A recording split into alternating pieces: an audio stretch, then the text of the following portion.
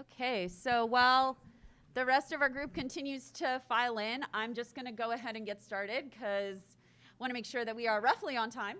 So hello, everyone in the CNSI auditorium, and welcome to the California Nanosystems Institute. And also hello to everyone who is watching this online via the live streaming link. So I'm assuming that's parents and friends, so hello to you too. And thank you all for joining us today for the CNSI Nanovation Competition.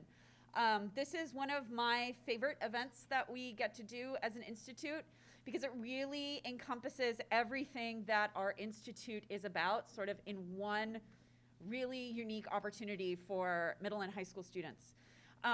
Because it's an opportunity for these young minds to get to take so many different elements of what they learn in school and through us, which is nanoscience, but then also company formation, entrepreneurship, tech marketing, technology scaling, all of these questions that are so much more than just doing an experiment in a lab. And really getting to learn and understand how science goes from something you're tinkering around with on a benchtop to something that actually gets out on the shelves and affects people's lives. So it's a really wonderful thing that everyone has been going through for the last few months.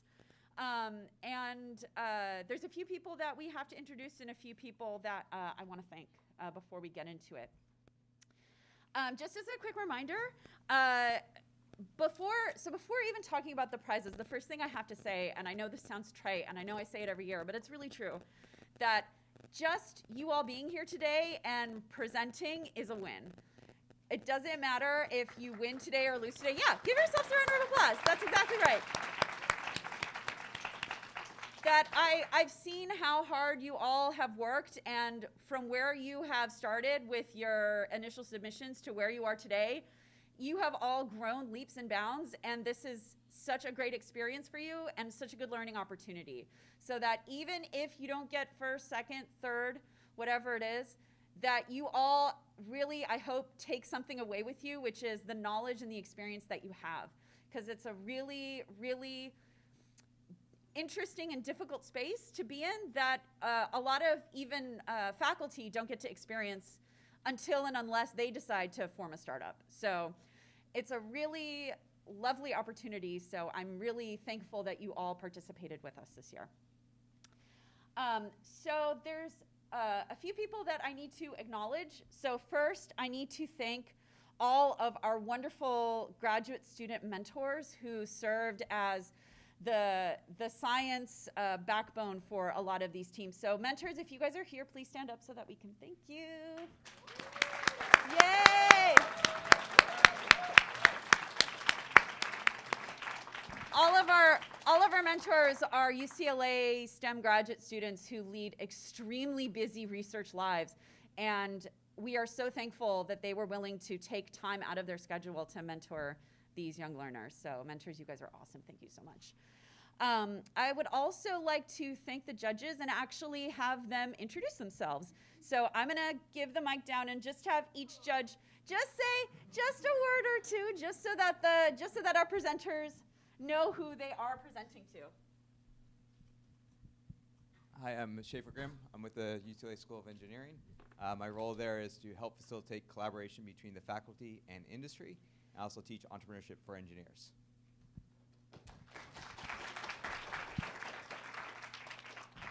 I'm Sonia Luna. I'm the executive director of the CNSI. I help keep the place running. Okay, I think, is this on? Yeah. Okay, you guys all know me because everybody got to talk to me at the beginning of this big event. So I'm Sarah Tolbert. I'm a professor in the Department of Chemistry and Biochemistry and in the Department of Material Science and Engineering. And I'm the faculty director of this program. And I want to take this opportunity to say, one, I think I mentioned this before, I didn't learn any of this until I actually had technology that was good enough to start a company. And it was a huge eye-opener to see that technology and a product are related, but totally different things. And the fact that you guys are learning this distinction at this point in your careers is just totally awesome because it will let you view technology in a different way. Not just, oh, is that cool tech, but is that something that could actually become useful for something? And so I, in particular, saw we did our speed dating at the very beginning, and I saw where these things started.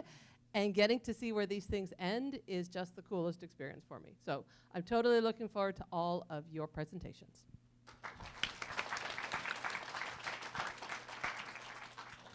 Hi, I'm Denise Savshin, and I'm the CEO of ERA Science, and I've been involved with this from the get-go, from the inception. And it's just a wonderful opportunity for you guys because you're still in high school, and some of you in middle school, to be able to present something, get your ideas, coalesce your ideas together, and present in a way that you would be doing years from now, and there's no pressure. So with the no pressure idea, it's don't freak yourselves out. Just relax and realize we are friends here. Yes, there's judging, but we're not judging you for a job or something that's going to change your lives or change your families. It's going to change you as a person to be able to do this, and it's an opportunity, and just look at it as such. And relax up there, and remember to speak up so we can hear you. Thank you. Good tips. I also have to give a quick extra thank you and shout out to Denise and ERA Science for being the sponsor of this competition in many ways, including the prizes for today's winners. So extra thank you to Denise, extra thank you to ERA Science. Yeah, I just want to add, Denise came to us in the beginning and said, what can we do? And that's what created this. So really, Denise gets the credit for this existing. Mm-hmm.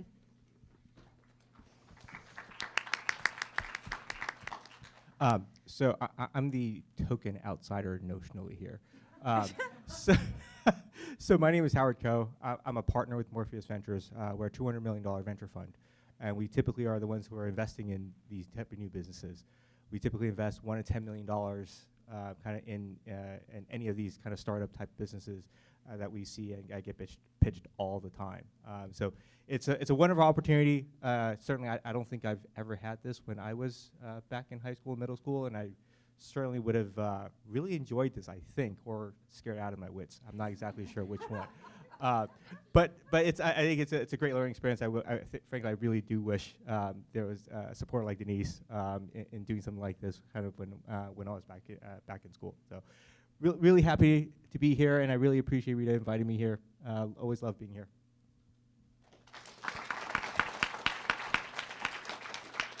So then I'm just going to give you the quick heads up because we're all going to ask you questions. And you can start thinking about it ahead of time because we're like really creatures of habit. So Howard's going to ask you, like, is this a viable company? Sonya's going to ask you, do your numbers actually make any sense? I don't know. We got to see what you're going to ask because it has not been on this panel. I'm going to ask you, do you actually have sound science that exists behind this? And then Denise is going to ask you, are you going to change the world? So just by who has the microphone, you can sort of guess what kind of question you're going to get. So I'm just giving you that as a heads up. That's a good point,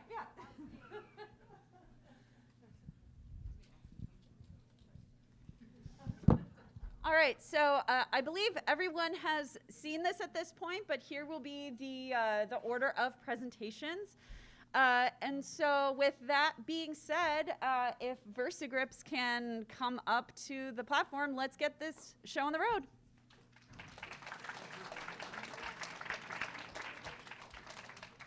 So just so everyone knows, I'm going to be playing timekeeper, so I'll be sitting right here, and I will give you a heads up when you are at different points in time. So each team is going to have 5 minutes to present and 5 minutes for Q&A with our judges. And the 5 minutes are strict, so if you get cut off, it's not that we hate you or are being mean. We just will never leave if the 5 minutes are not strict.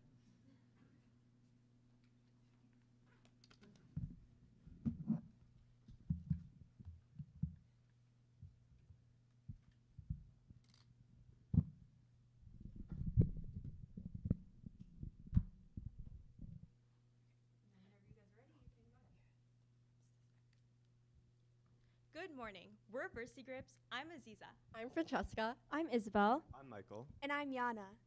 Industrial workers face a wide range of hazards, including exposure to chemicals, slips on oily surfaces, high heat that can cause breakdown of gloves, and machinery accidents that can be prevented due to proper glove usage. Hand-related injuries account for 23% of all workplace-related injuries. 1 million workers experience severe hand injuries each year. Companies cut costs, since industrial gloves tend to be expensive, averaging around $58 per pair. Also, companies tend to neglect ongoing expenses for replacements, which goes against the Occupational Safety and Health Administration's guidelines. So, how do we ensure their safety and solve this dilemma? Our solution is VersiGrips. VersiGrips is a nitrile-based glove protector which is designed to be both oleophobic and hydrophobic. It's replaceable and modular, which means it can fit over almost any industrial glove. Our goal is to extend the lifespan of the industrial glove inside by protecting it from foreign substances like oil and water. We believe that companies should be investing more in higher quality gloves and protecting them with our VersiGrips instead of replacing cheaper ones more frequently. But how do we actually make this happen? Well, we start with two silanes, MTMS and HFOTES. We add them to a solution of acetic acid, water, and absolute ethanol, which prepares them for the process of condensation and hydrolysis. And what this does is it grafts the silanes onto a silicon nanoparticle. And as you can see in the two images in the middle, after grafting, the surface of the silicon nanoparticle becomes much more rough, which decreases surface energy, which means liquids can slide off the particles more easily. We then take the silicon nanoparticles and we can apply it to our nitrile layer. How does this look in a factory though? We're gonna need a dip line. And a dip line is essentially a mechanism in a factory in which glove molds are passed through large tubs of silicon nanoparticles and liquid nitrile. Once they dry, we can peel off the gloves and then we can package them and they're ready for distribution. Overall, each pair of gloves only costs 16 cents. And on the left, you can see a breakdown of how each material contributes to the overall cost of a single pair. Okay, so as you can see here, so these are products that are similar to VersiGrips. PW Nano 6000 has a nanoparticle layer and it is reusable versus all these other gloves are disposable. All of them have oleophobic and hydrophobic properties. As you can see here, our competitors all have different strengths. However, because VersiGrips is an add-on, it has all the qualities and is various in functions. And then these are the potential companies that we would partner up with. Since these companies have credibility and resources, we will be subcontracting with them in order to get our materials and to establish distributional channels. Our financial model assumes that through these companies, through patent royalties, we would get around like 25%, which is usually the average, but it may change based on the negotiations. And just a reminder, we're not competing with these companies.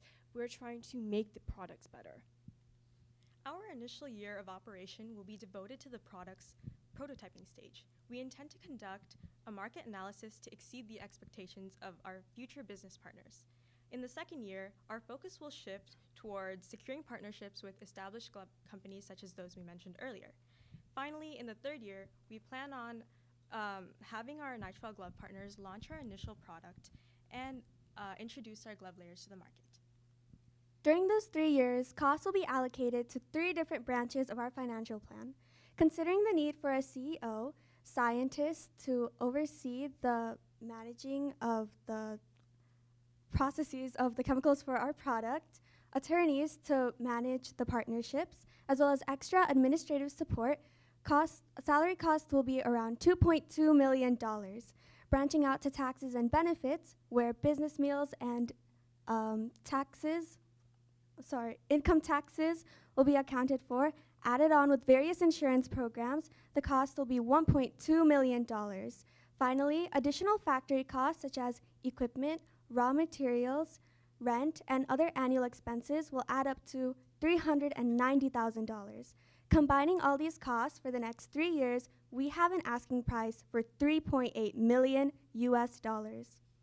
In the future, we plan on expanding our product line by creating protective layers for items such as clothing and footwear, as well as including antibacterial properties to our product.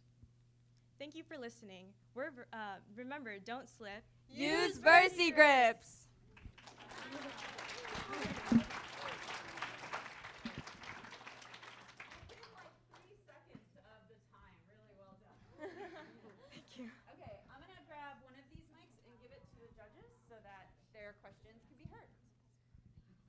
Okay, I'll start. So this is a coating that is hydrophobic and oleophilic, but it's just applied to the surface of the glove. So what keeps it from coming off, and how will you determine the, I guess, long-term, medium-term usability of your glove? So to answer the question about how the particles actually stick onto the layer, we based our science on a research article that came out a few years ago. To be brutally honest, the science behind that wasn't completely understood by us.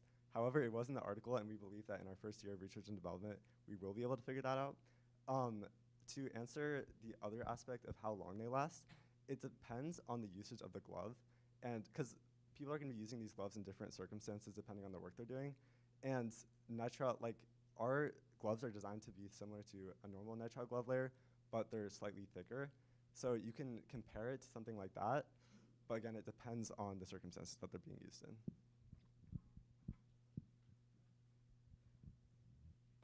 I was wondering, when you mentioned those other companies, did you research competition in this type of covering? Is there competition out there? Is anybody else doing something like this? So sorry, can we move to the slide with? So these companies where we have, they are basically our competitors, but we don't exactly like want to compete with them, but they technically are since we have very similar products with each other.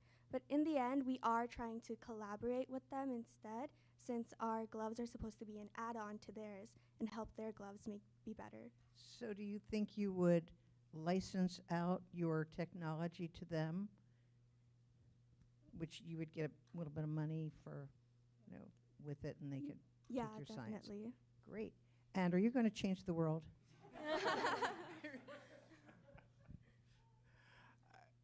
I think you mentioned before it was going to cost you what, you think the retail price for your product was at 17 cents, or what was it before? 16 cents. 16 cents. 16 cents per. Are you any better than the ones that are 15, 17 cents? And do you guys actually know what the cost is to actually make that pair of glove? If you're asking, so we have the prices listed over here. How much do you think it's going to cost the manufacturer to actually make that glove? Do you know? To make these ones or Yeah. our glove? Your glove's that one? Well, assuming there is like normally the profit margin is around like 20%, I believe 10 to 20%. So if you do the calculation on that, it'll be like a few cents lower to produce the glove. I might be misunderstanding your question. That would be pretty difficult if the gross margin on that is basically 2 cents a glove, right? Because if you have to resell that through a reseller like a Target, Walmart, Amazon, right? They'll want at least 30, 40% on just their margin, right? If they do a resale.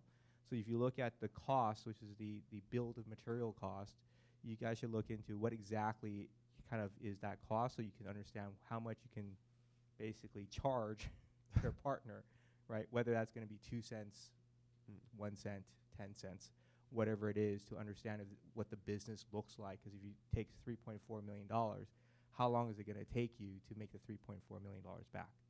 True. We tried performing some calculations on that. Hold on, where is this? So we did some, actually, am I explaining this or? Okay. So we tried to do some of these calculations to answer that question. Assuming there's a 25% profit margin, so we'd be like upselling our price by a little bit. We obviously have to account for what you were talking about. But, and then the 25% royalty, like we'd only be getting 25% of that profit. To pay off that, we'd have to sell like 3.8 million packages. But that would be basically our time to pay, or not our time to pay off, but like how much we'd need to sell to pay off the original price. Just make sure when you're doing royalties, you understand what your partner's costs are, so then you understand kind of how much you can charge and how much you can extract from their profits. So it's always good to understand kind of what their underlying costs are when building this. Thank you. Yeah. I think that is time for questions, unless there's a burning question left, but otherwise that's 5 minutes.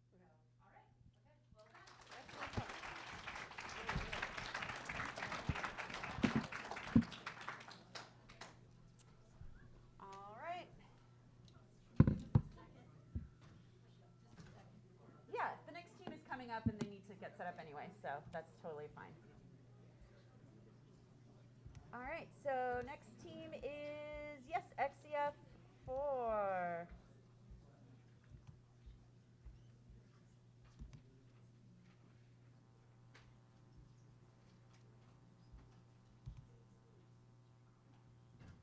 So you guys can come on up.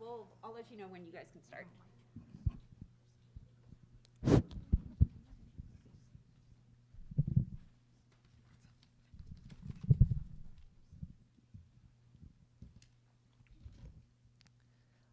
Good morning, everyone. Sorry.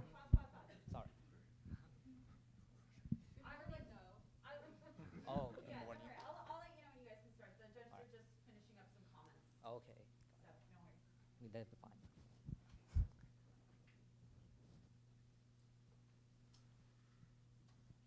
That's fine.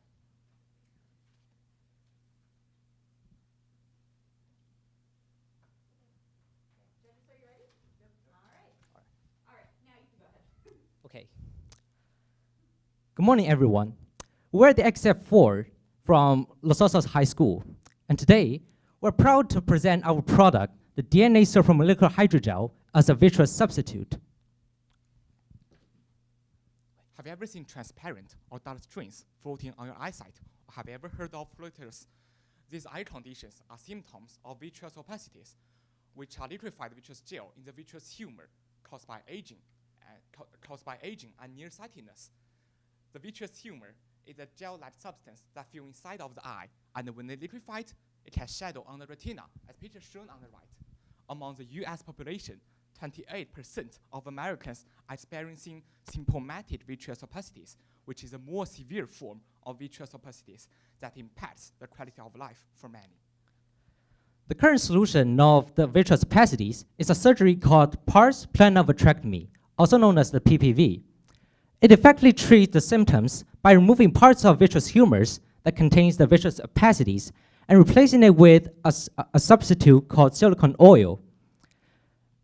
However, silicone oil is toxic and has a high possibility of damaging the retina and causing complications like the cataract. This demonstrates an obvious need for a more safer and more reliable product. And here's where DNA supermolecular hydrogel comes in. Instead of silicone oil, we'll inject this new material into the vitreous cavity. This hydrogel is composed of DNA Y scaffold cross-linked by DNA linkers that triggers its self-assembly. So why DNA supermolecular hydrogel? As an ideal vitreous substitute, it has great biostability, robust mechanical properties, ease of application, and flexibility in modification, all thanks to the nature of DNA itself.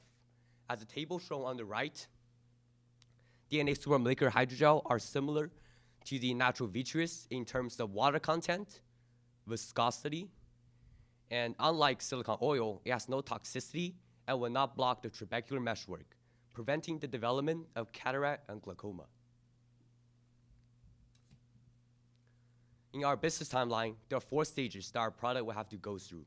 In the first year, our product will be in development stage and no profit will be made.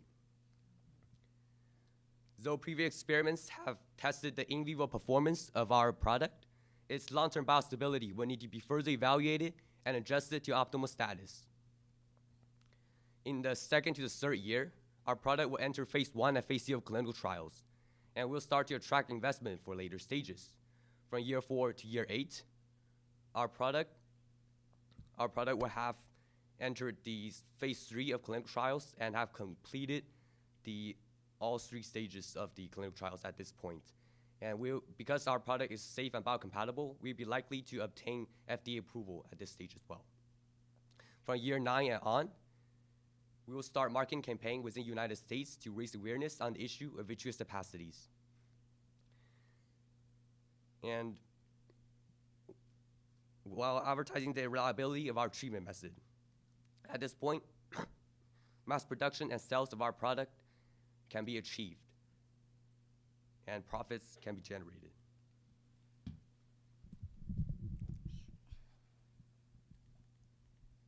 So here is our detailed cost analysis.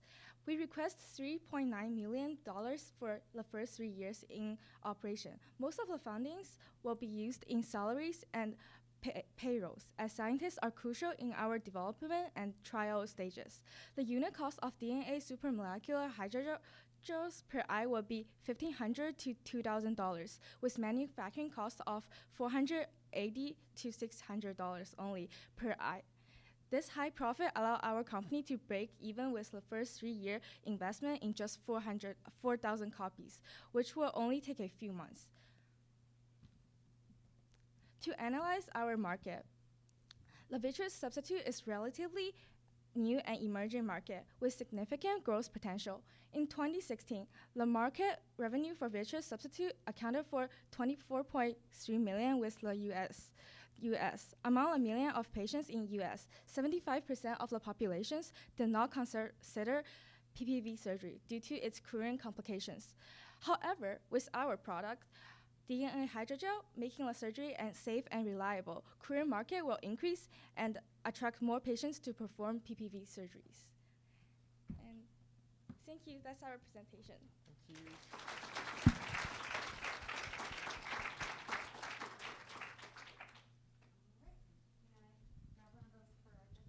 Yes.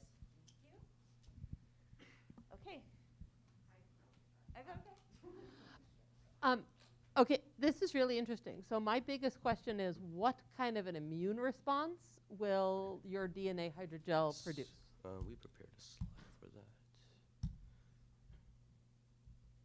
Yeah. Okay.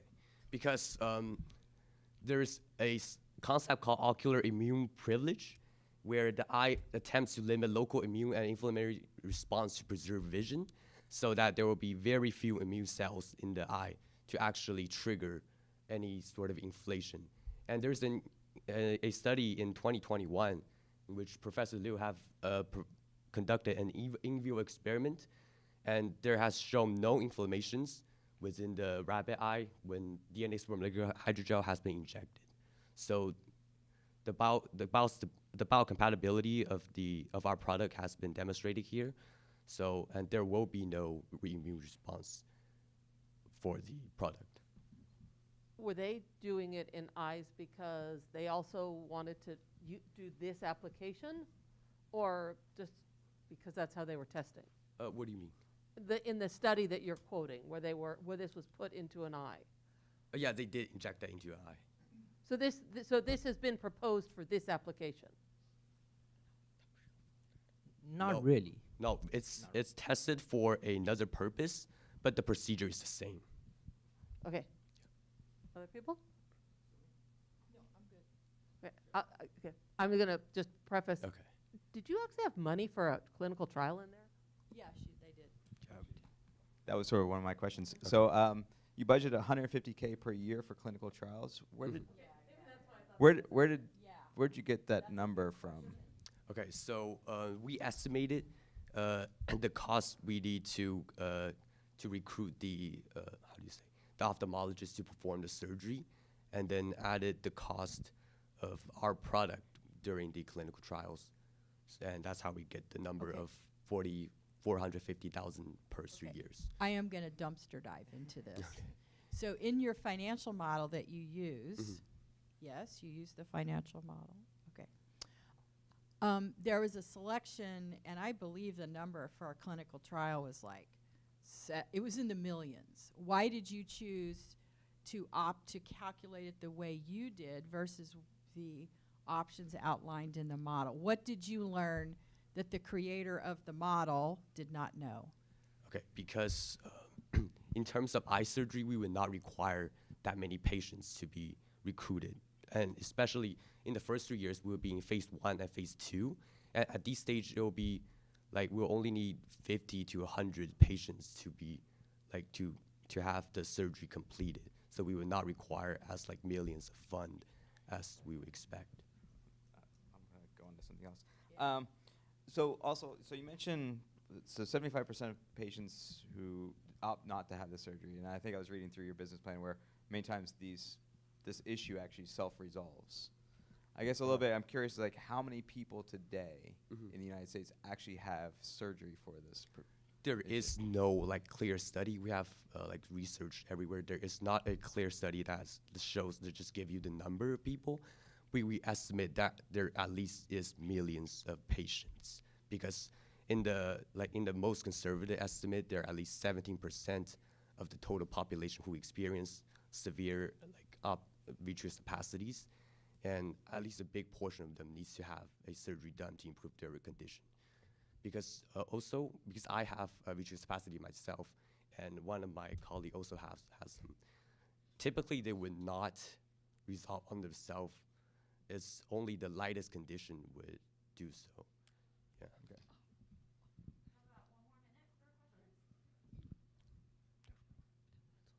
Have you guys looked into how much a procedure would cost? I think oh yeah, a normal vitrectomy surgery would cost around $7,000. Like that's with silicone oil, and the material cost of the original vitrectomy as of now is $1,700, and that's why we set our price margin to $2,000, which is not too much exceeding the current material cost of vitrectomy. And what is your cost? Our cost is $1,500 to $2,000. Your cost is $1,500, and then you're gonna charge. The manufacturing cost is $480 to $600, and the sale price is $1,500 to $2,000. Got it. Very cool.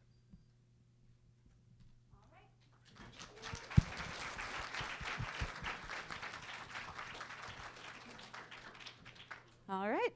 Well done. All right. Next team up on deck, Pulsera.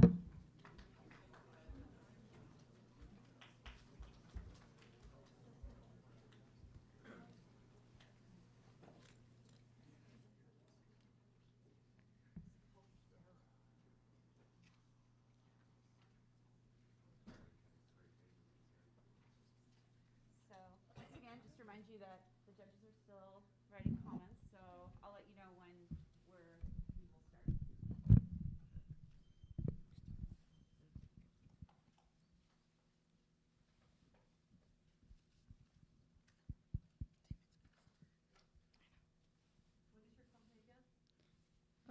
Pulsera.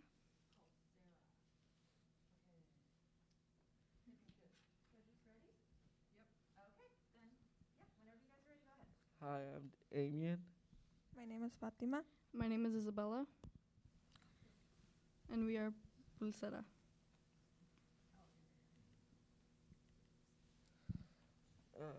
Our product will solve this problem by making the battery last longer. That means people with low battery anxiety can use it to charge their devices at any time. According to Statista, over 7.33 billion people on Earth use some kind of electronic device like cell phones in 2023. However, people have low battery anxiety, which is a term that was created when 9 out of 10 people said they get anxious when their mobile phone battery gets below 20%. In 2018, a NH study stated that at least 97% of Americans had a mobile device of some kind. According to SmartMind, 91% of teenagers will have smartphones by the age of 14. Because of this, we want to design a portable cell phone charger that is lightweight, fun, customizable, safe, and most importantly, can hold a longer charge to keep cell phones running longer. Inventus Power has renewable energy products for the U.S. military. However, it is only for military use and does not allow for artistic design. The theme and color of the bracelet won't affect how the battery works. The bracelet would be different colors and different kinds of designs. We would make it kid-friendly. The name of the bracelet in Mexican culture is pulsera. Our product is different because it is not only for the military, but there is different colors and designs. It's fireproof and waterproof. Batteries are a device that can provide power to electronic devices. Batteries have anode, a cathode, and electrolyte. A battery converts chemical energy with a chemical reaction. Once the battery dies, we can recharge again. Lithium ions have been moved between the negative electrode to the positive electrode, and the movement of charges power our devices.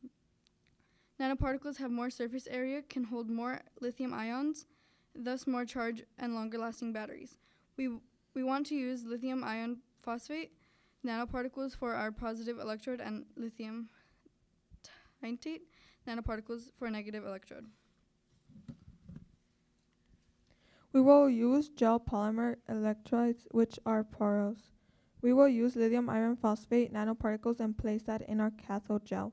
We will wrap polymer around the gel to conduct electricity and to protect the gel. In 2023, our goal is to test if it actually works. Is it safe?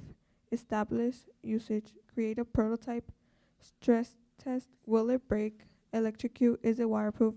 Will it react to high temperatures? Burn. Choking hazard. Then in year 2024, we will survey customers, make adjustments, beta testing, set up online marketplace. We will target parents and we will market it on Instagram, Facebook, influencer reels, and stories. In 2025, the experiments, feedback, customer feedback, value add, look into rings, set up pop-up stands, and hire any small businesses. Find potential big brand like to sell our product in, like Target or Best Buy.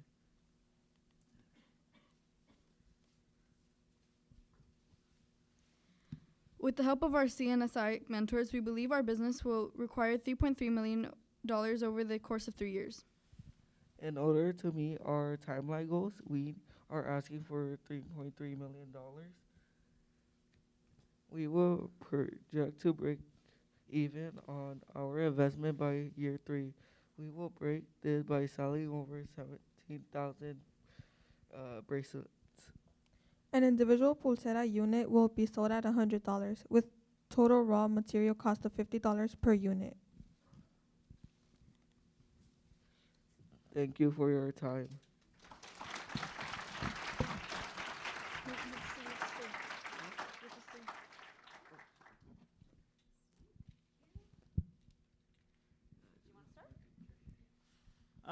Okay, so out of curiosity, so who would you be targeting first, the military or the kids? Because they're the first time I've ever seen a presentation that actually offered a product for both markets, by the way.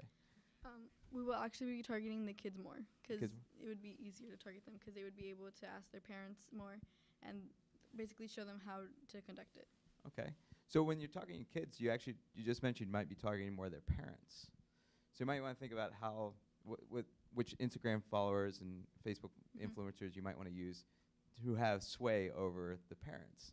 And just make sure the colors and pictures look good for the kids, right? Okay.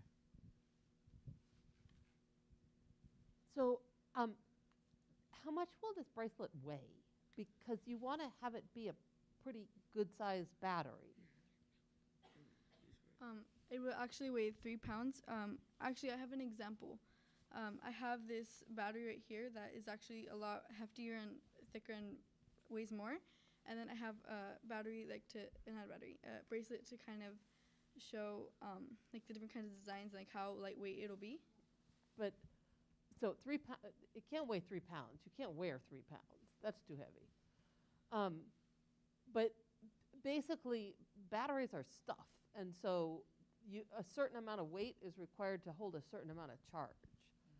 So have you guys thought about how to basically distribute the weight in a bracelet so that it is, cool and stylish and still can hold a bunch of stuff?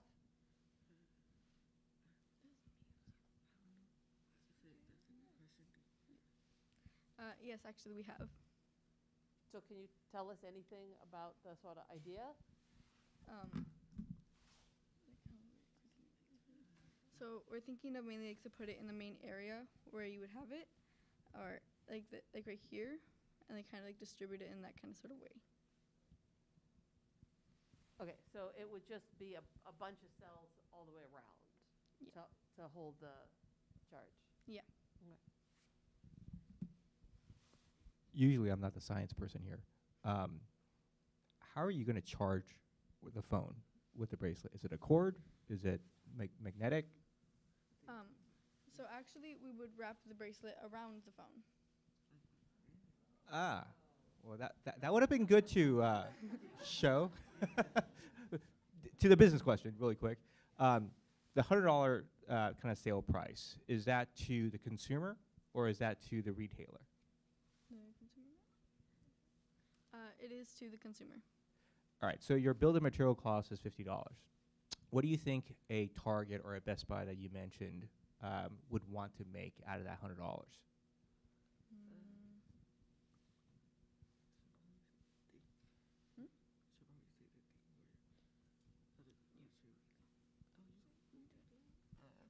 That's a good question, but we don't have the answer right now. That's something you want to check, because if you're going to go, you could do direct to consumer, right? Obviously, just have your own website and sell direct to consumer. But if you're selling through to a Best Buy or Target, they're going to want a margin kind of for that. And that could range anywhere from 20 to 50% depending upon what the product is. So if your bill of material cost is $50, you may not have a lot left kind of associated with it. And something else to think about from a cost perspective, marketing cost, right? So you're going to have to have enough margin to be able to kind of do the Instagram kind of advertisements or whatnot. So something to think about as you build into your business plan.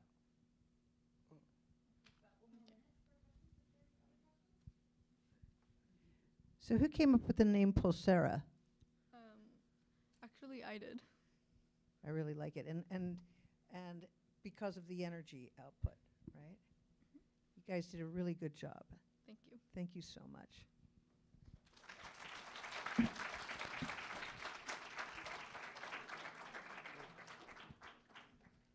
Alrighty, next group up.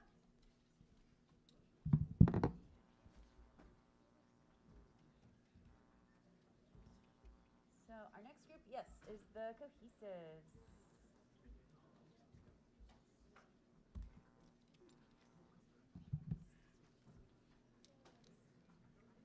So give the judges a couple minutes to finish writing up their notes, and then I'll let you guys know when we're ready to go.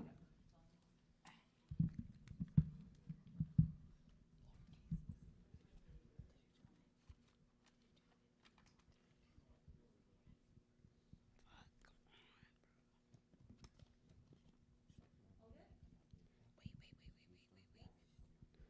Okay, great. So whenever you guys are ready, go ahead. I'm Caleb. I'm Kennedy. I'm Ocean. I'm MyJoy. I'm Zion. And we're from the Ivan and Young Center. And we're the cohesives. So imagine being the parent of a child that is about to graduate college. And the same day that you receive your child's graduation photos, you also receive your child's death certificate. This is what happened to a close family friend of mine that I grew up with. Her name was Raven, and she was set to graduate on May 12th from Georgia State University. But she ended up tragically passing away on March 25th. And she was a very close, I grew up with her, so it was really hard for this. And we actually came up with this the month before, so it was really hard to do this. But according to Belgium law, more than 3,900 people have died in fatal motor vehicle accidents in the state in 2022, the state being California. Our unmet need is the average car computer can detect a crash at 30 milliseconds, and that is not fast enough to prevent a fatal car crash from happening. Our innovation is a piezoelectric ceramic acceleration crash sensor that will detect and increase the deployment speed of an airbag. And the nanoscience that we decided to use is called piezoelectric effect, and it is a nanotechnology that has the ability to create an electric charge to certain materials based on the response of mechanical stress. So the piezoelectric material that we will be using is the piezoelectric crystals. And the piezoelectric crystals can be made of different atoms, which give the rise to the different shapes and mechanical properties of the crystals. Here's a diagram of how airbags work today. So when there's a collision, the sensor called the accelerometer detects it and sends an electrical signal to the initiator. The initiator ignites a chemical propellant called sodium azide, which decomposes, producing sodium and a large volume of nitrogen gas. This gas instantly inflates the airbag, and this process takes 30 milliseconds. And here's how our innovation would look in the airbag diagram after we implement our innovation. And one of the biggest changes that would be added is our piezoelectric ceramic acceleration sensor, which would be implemented into the crash sensor, thus making the deployment and the response time faster. And this is the side airbag diagram of something in a side airbag. And you can see how the potential crash would go into the side airbag. And it works similarly like the front airbag. So. And here's how it would look after we would implement our innovation.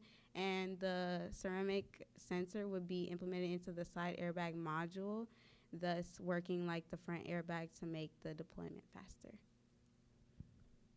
So you're probably wondering, why should you pick us? Our innovation takes 18 milliseconds to respond to a crash, unlike a generic airbag, which is 30 milliseconds. Our piezoelectric sensor will decrease the, our piezoelectric sensor will allow airbags to deploy faster, decreasing fatality rates. And we hope to get our innovation into newer model cars that come out in the future so we can help prevent car crashes and the fatality rate of going up. And after our innovation has been implemented into newer car models in the future, we would be developing a offspring company called Cohesive Co.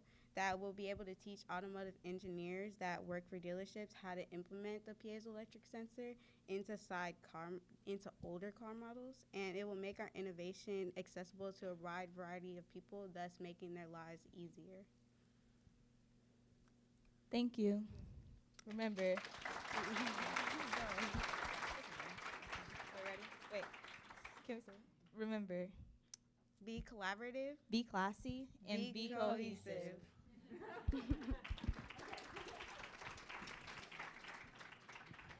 All right, questions? No, I don't always go first, but I can. Okay. This is a really interesting idea. I did not know this was an unmet need, but now I'm convinced. But my question is, there's a bunch of pieces in this process, and one of them is inflating the airbag. What is the time scale for each of them? So you've sped up one of them, but is the time, I would have thought that inflating the airbag was actually the slowest process, and so that a faster switch would not necessarily lead to overall fastest time. So could you talk a little bit about each step and how long each step takes? So with the research that I did, the process that takes the step that takes the longest is actually getting the signal to the computer, and that's overall in 30 milliseconds. So with the piezo, it takes 18, cutting the 30 milliseconds almost in half. So the airbag inflating itself doesn't take the longest. It actually takes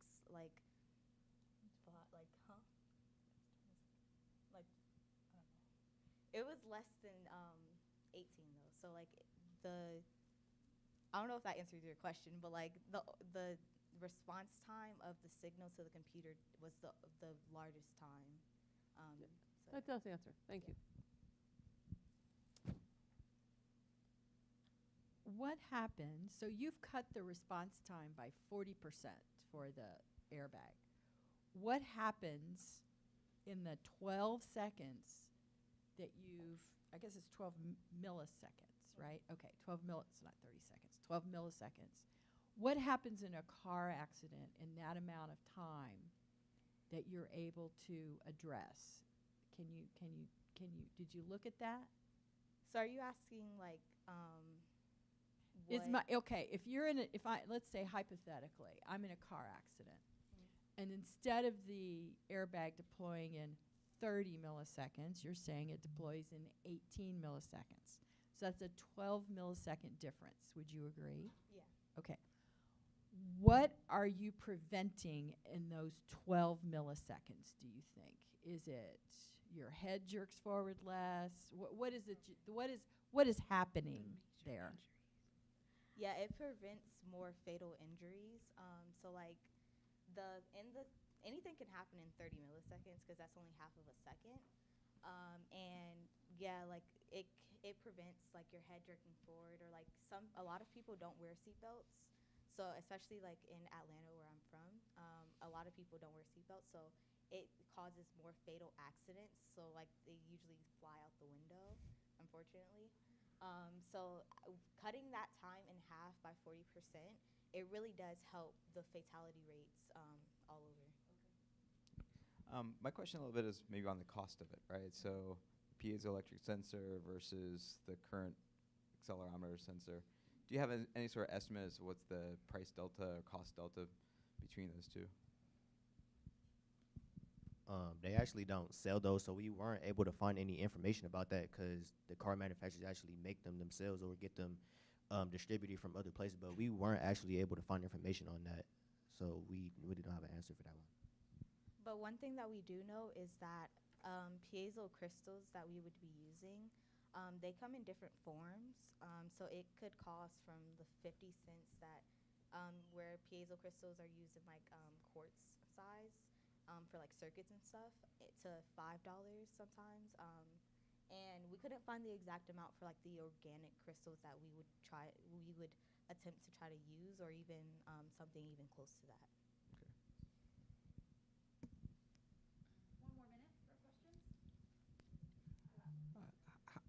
How large do you think the market is? How many cars do you think gets manufactured every year? How large is the U.S. market? Have you guys looked at that? Yeah, we looked at different car models that we would like to invest with. So like the Dodge Charger, I think it was. So we would like to first start off with them and try to like build on from that. So like we wanted to implement our innovation into their cars, and then try to branch onto other cars like Jeeps or Toyotas. And then from there, like when our business grows, we can also implement them into older car models. I was really moved that the inspiration of this came from a friend's death. And I think that for everybody here, creativity and science go hand in hand. And to have a motivation like that is very compelling. When you move into your marketing, and when this becomes, now it's your project, but when it goes forward, if it ever goes forward, remember the emotional content of anything you create always. It gives you passion, and it gives it sellability. Thank you. Thank you.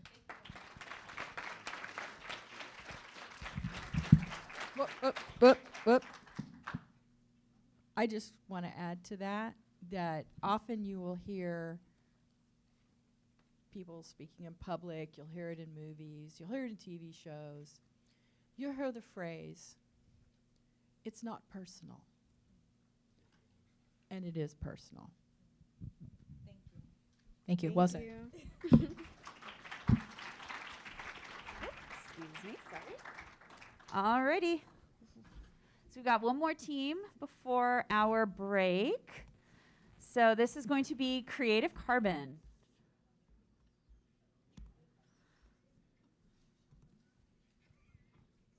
So let's just give a minute to let our judges finish their comments, and then I will let you guys know when we are ready to start.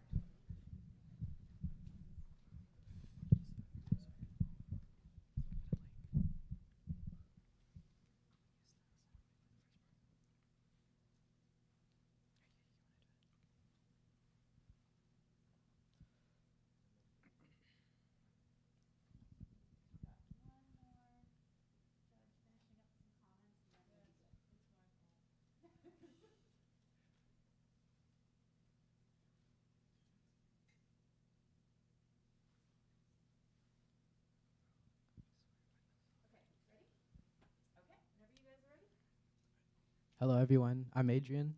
I'm Michael Saratis. I'm Lucas Avery. I'm Jordan Perea. And I'm Jonathan Gong. And we are Creative Carbon Co.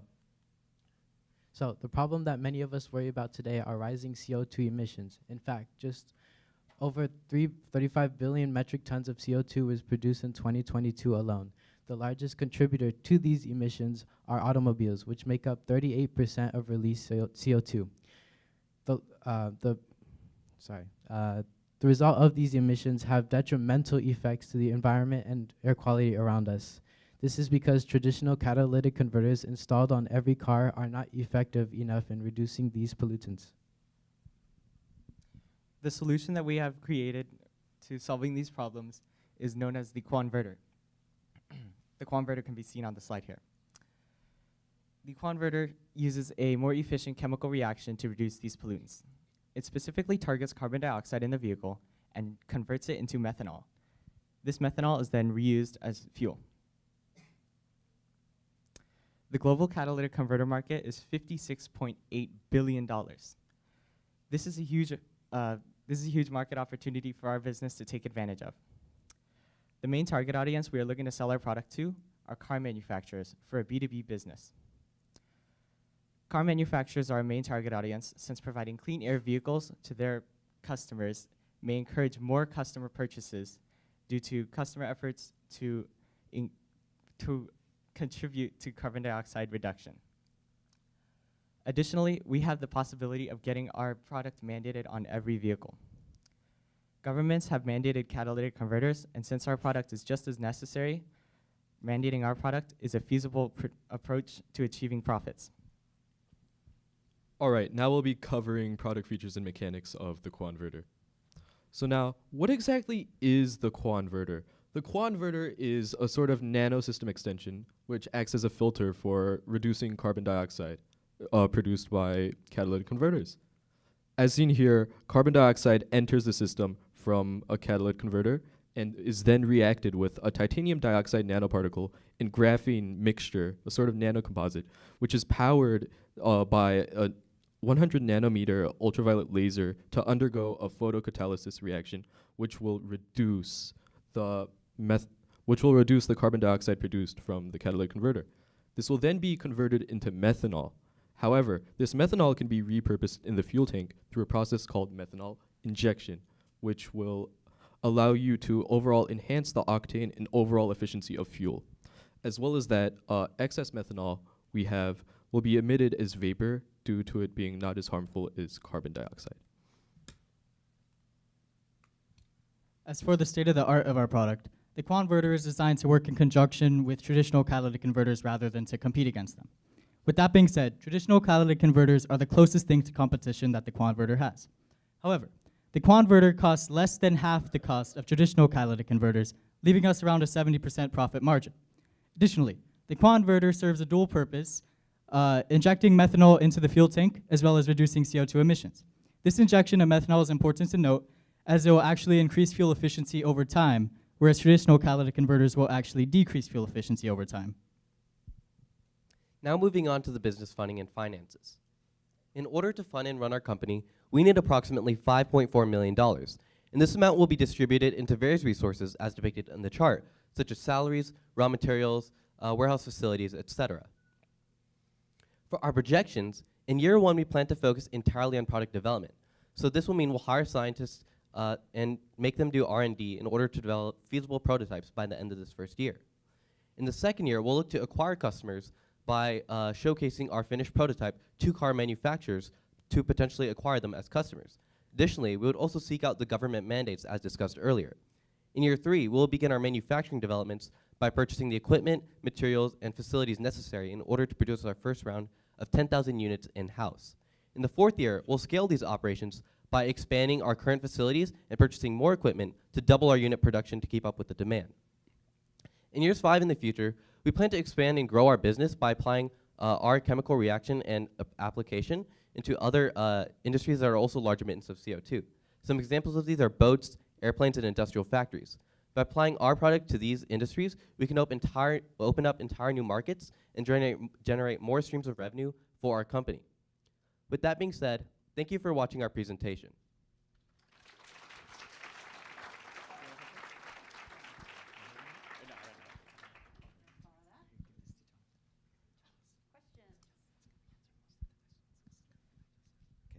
a few questions here. So on the market opportunity, you have a show graph there going from like 42 to 73 or something.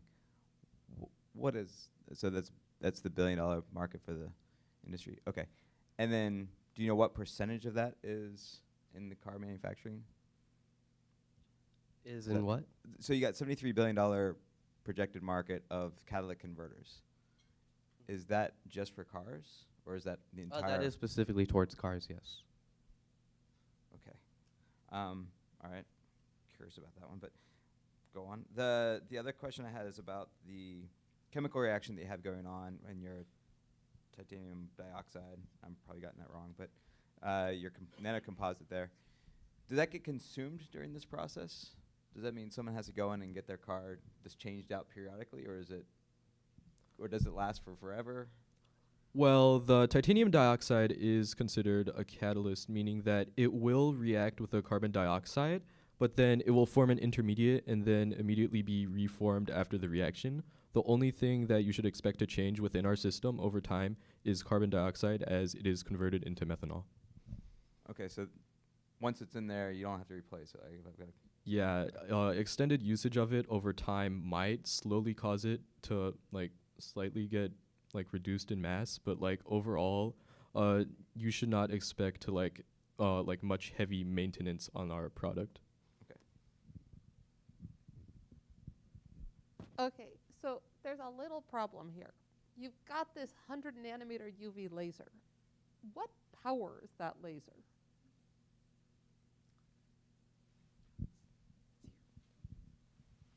So actually, this will be attached to the car battery, which is then recharged by the kinetic energy from the car.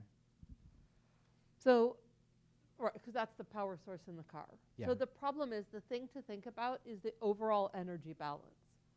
The reason a car generates CO2 is because it's burning fuel to get energy.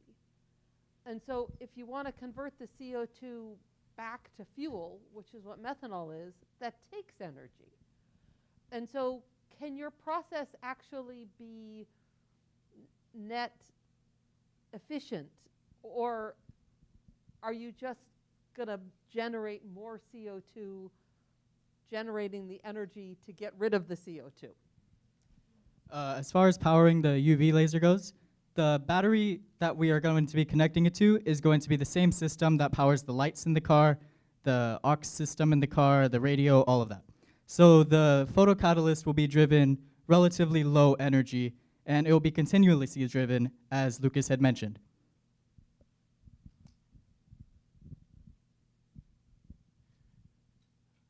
Who's your customer here? Who's actually buying your product? So our actual customers are the car manufacturers, because we want to give it to them, our product, so then they can actually like build it onto the car within the systems. Because we think that if it was like direct to consumer, it would be hard to actually convince customers to like do it themselves and install in the car. So that's why we're targeting the car manufacturer specifically. So the $500 I think you mentioned, is that's the sell price to the car manufacturer? Right, correct. Okay, and then typically, do you know kind of how long it would take to actually sell into a car manufacturer? You know, how far in advance do you have to actually sell in for a new car design, for example? So in the projection, so within year 2, we'll start to kind of contact those car manufacturers. And so by year 3, we'll plan to have like distributed those out and have sold those, the Quanverter, to those car manufacturers. So we are at the slide for which I have a question. Before I ask my real question, my first question is, how much money are you asking for? $5.4 million. Okay. You're asking for $5.4 million. I see where you got that. Nope. Oh. Go back. It's on this chart. How are you going to run the company in year 2? So in year 2, we will need like very minimal funding amounts. So that's why we didn't list the amount there, because we won't actually be doing any research or production at this moment. We'll actually just be looking for those customers, which is why we really don't need that much funds for year 2. Okay. So all of you are independently wealthy, you're in high school and you're independently wealthy and you don't need to be paid in year 2? You're not going to pay anybody in year 2? No, we think we can live off like scraps and stuff. So.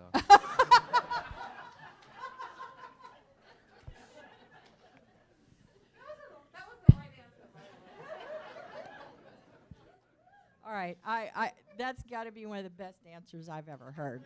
All right, truly, really. So I'll just close. Does anyone else have a question? Because I have a non-competitive observation. Okay. I know, but I have an observation. We do not give a score for what you're wearing. However, I do want to note the lovely navy blue suits and yellow ties. Go Bruins. Thank you.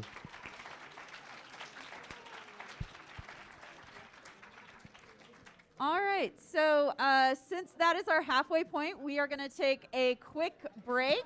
Good job to all of the teams that are presented so far. Round of applause for the first 5. So I'm going to start pulling people back in about 5 to 6 minutes, and then we're going to get going again with the next team starting at 11:30.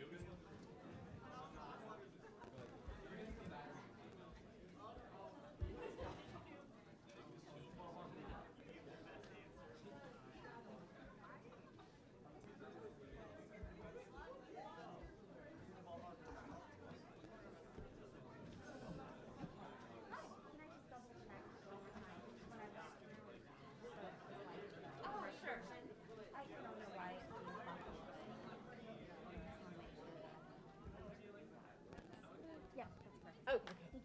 Yeah, of course.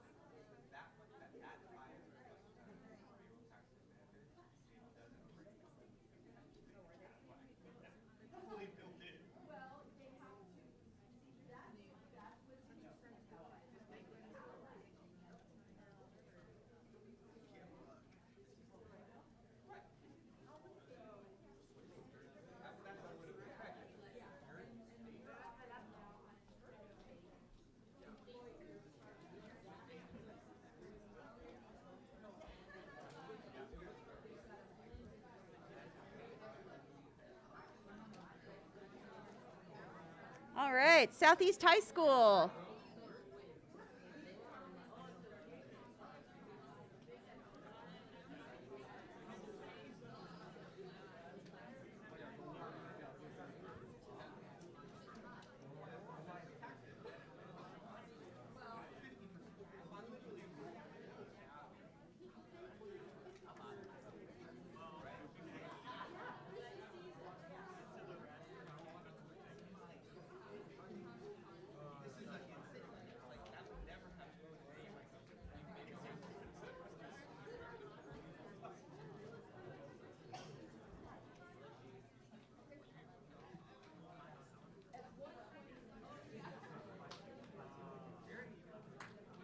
Do we have gummy bears here?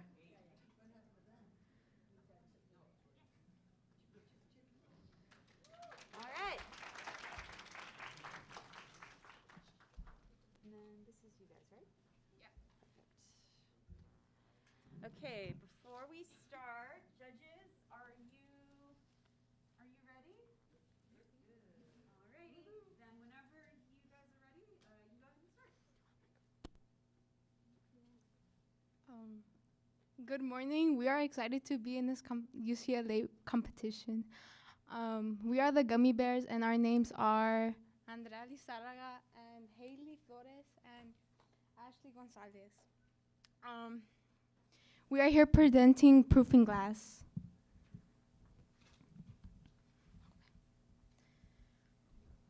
Water. Water is an amazing molecule. It is needed for life. All animals need it, and plants. We cannot live without it. It helps cool the environment, and our bodies are composed with 70% of it. But water can be bad. About 79% of the population in the US wear glasses. All of them most likely have encountered a problem with water droplets going on them. Water can cause issues to people with glasses when it rains and the drops form fog and makes it difficult to see.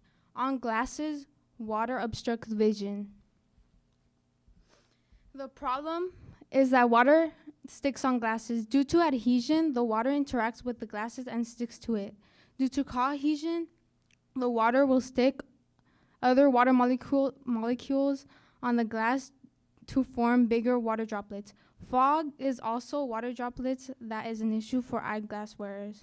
A problem that can happen is when you are walking while it's raining and your glasses start to have a little droplet of water on them, which can cause an accident. When eating anything that is steamy, it can cause condensation as well on your lenses. This obstructs vision on the glasses. Our solution is a product that will prevent water from forming on and sticking on the glasses. Rain and condensation or any other water forming situation will not stick onto the glasses anymore. And super hydrophobic wipes will prevent water droplets on the glasses. The benefits are super hydrophobic wipes will add a layer of coating to the lenses, water rolls off the lenses, and the coating is easy to apply and remove. Easy to store, no spillage, and environmentally friendly. It makes it easy for people with glasses in water situations. Our prototype is that the wipes will be in circular in shape. Two different types of wipes, one with titanium dioxide and the other with lacquer, which will make the wipes hydrophobic. The wipes will come in a circular form container. Two different containers attached to each other. Each container will open up on each side. The container will be portable. Containers will have characters. Each container will have 15 to 20 wipes. The price per item will be $30. Why did we choose these wipes? These wipes are more convenient than sprays. They are easier to apply and faster cleanage and no spills.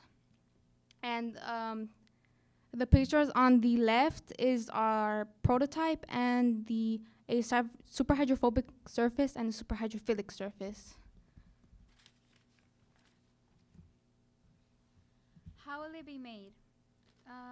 We will use plastic for the cases using PET.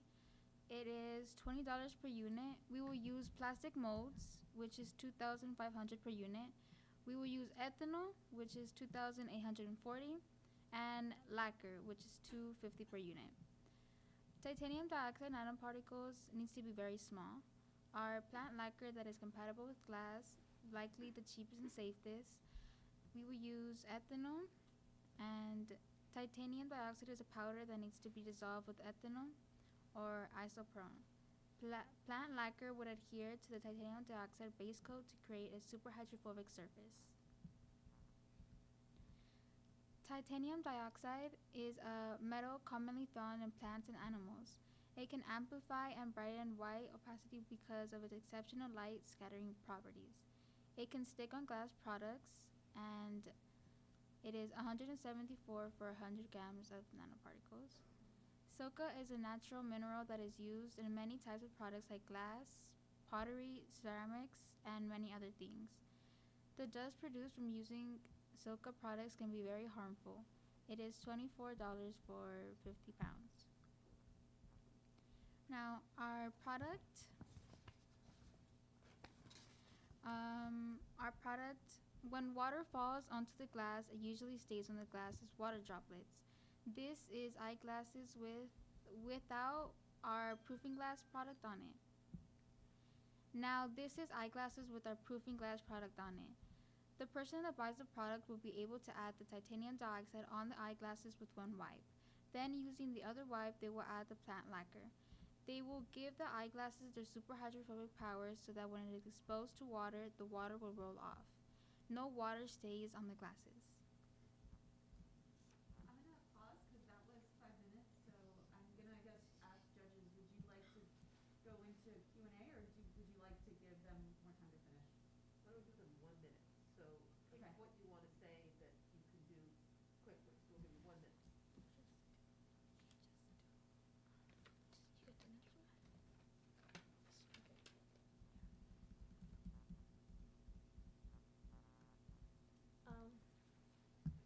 The financial investment for our product for 1 year to make the product, it would be $1.4 million.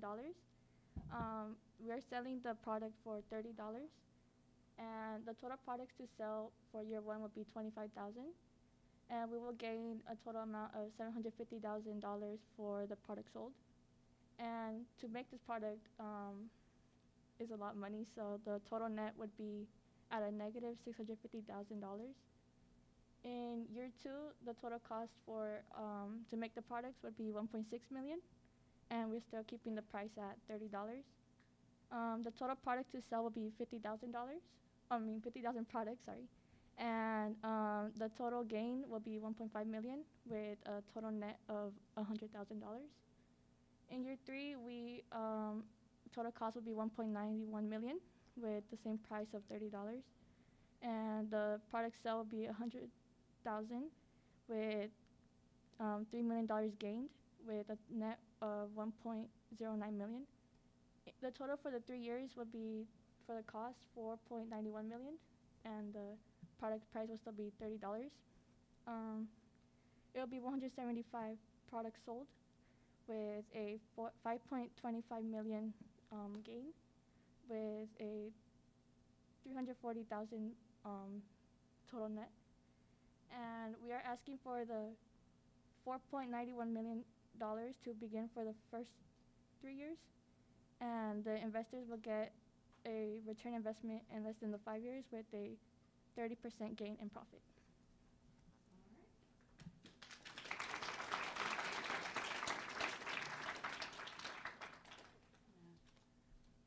Mike, questions?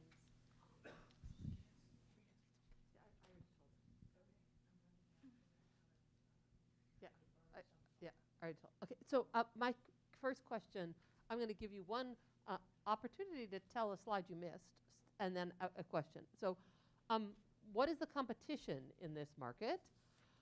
I saw that slide go by, so I'm giving you that opportunity.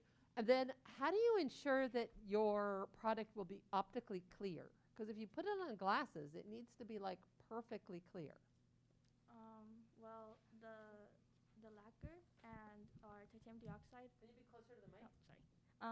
with the lacquer and the titanium dioxide, it would be added so it could stick with the lacquer, and that will keep it potentially clear for a good amount of time that you'll need it on your glass. You want to comment on the competition? What else is out there? We have, can I go to the slide? You can flip the slide, sure. The products are the Never Wet and the AR reflection coating. And the Never Wet spray is a spray that will make a surface hydrophobic, super hydrophobic. And the AR coating is also will make the glass super hydrophobic, but ours will be better because ours will be environmentally friendly, and because they have like fluoropolymers, like Never Wet is made out of fluorocarbon, and the AR is fluoropolymers, which are usually environmental friendly. The two-step Never Wet is not clear at all.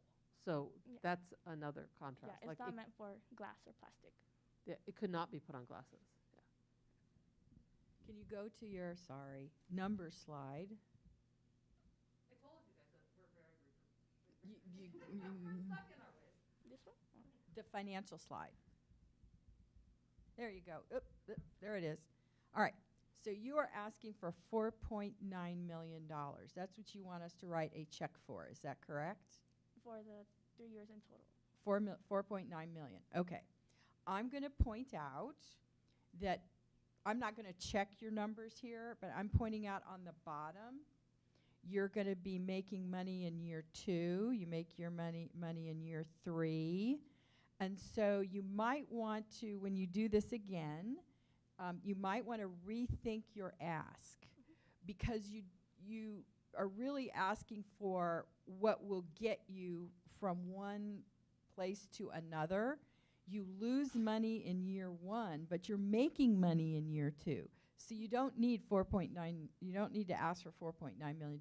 Just how much you'll need to get basically through year 1, if your numbers are correct.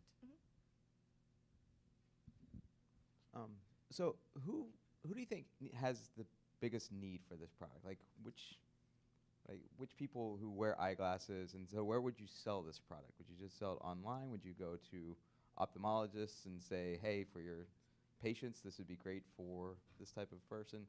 People who live in Seattle?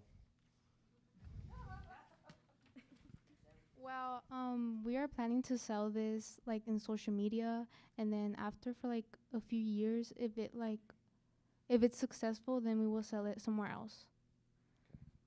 And then your price point is $30 to the customer. Uh-huh. How much does it cost you to make the material?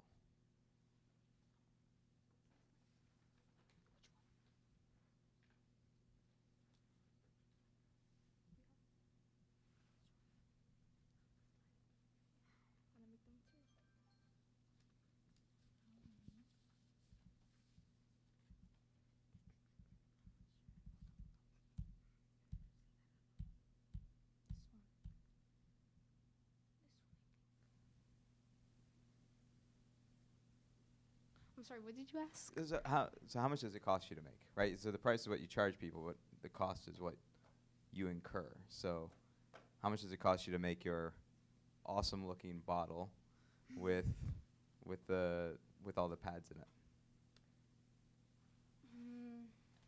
Well, probably, I don't know. I don't think we have the answer for that. Okay, no problem. Do we? Thank you. All right.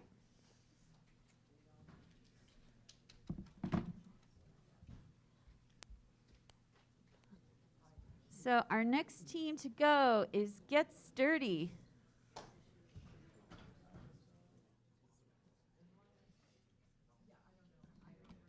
So I'll let you guys know when the judges are ready and when you guys can go.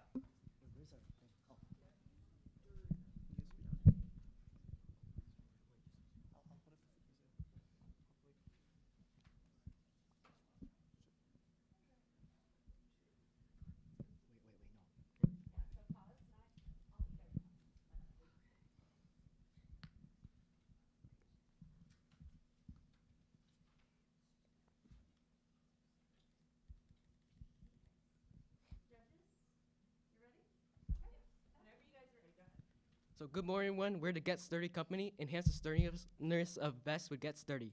I'm Richard Nguyen. I'm Anthony Lee. I'm Fabricio Montes. I'm Fred Chung. And I'm Jin Pham.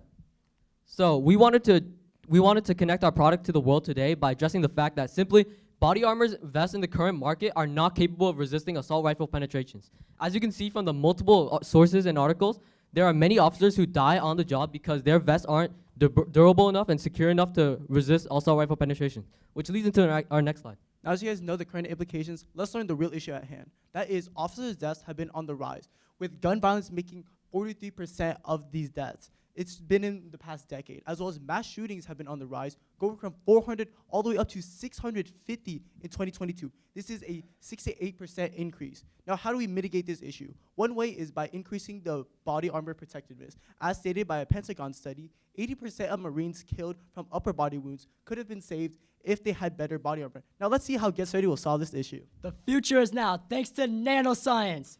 Using developments in nanotechnology, we will modify silicon carbide fibers into an armor coating accessory to reinforce current armor vests. So, how will we manage this? So, as shown in diagram part A, we use silicon carbide fibers with interlocking, with like an overlapping layer with gaps in between them. So we will take our silicon carbide fibers and then dip them into an iron catalyst. Afterwards, we will transfer them into a tube furnace and add an ethylene gas and silicon nanopowder. The result will be carbon nanotubes and silicon carbide fibers growing out of the silicon carbide fibers.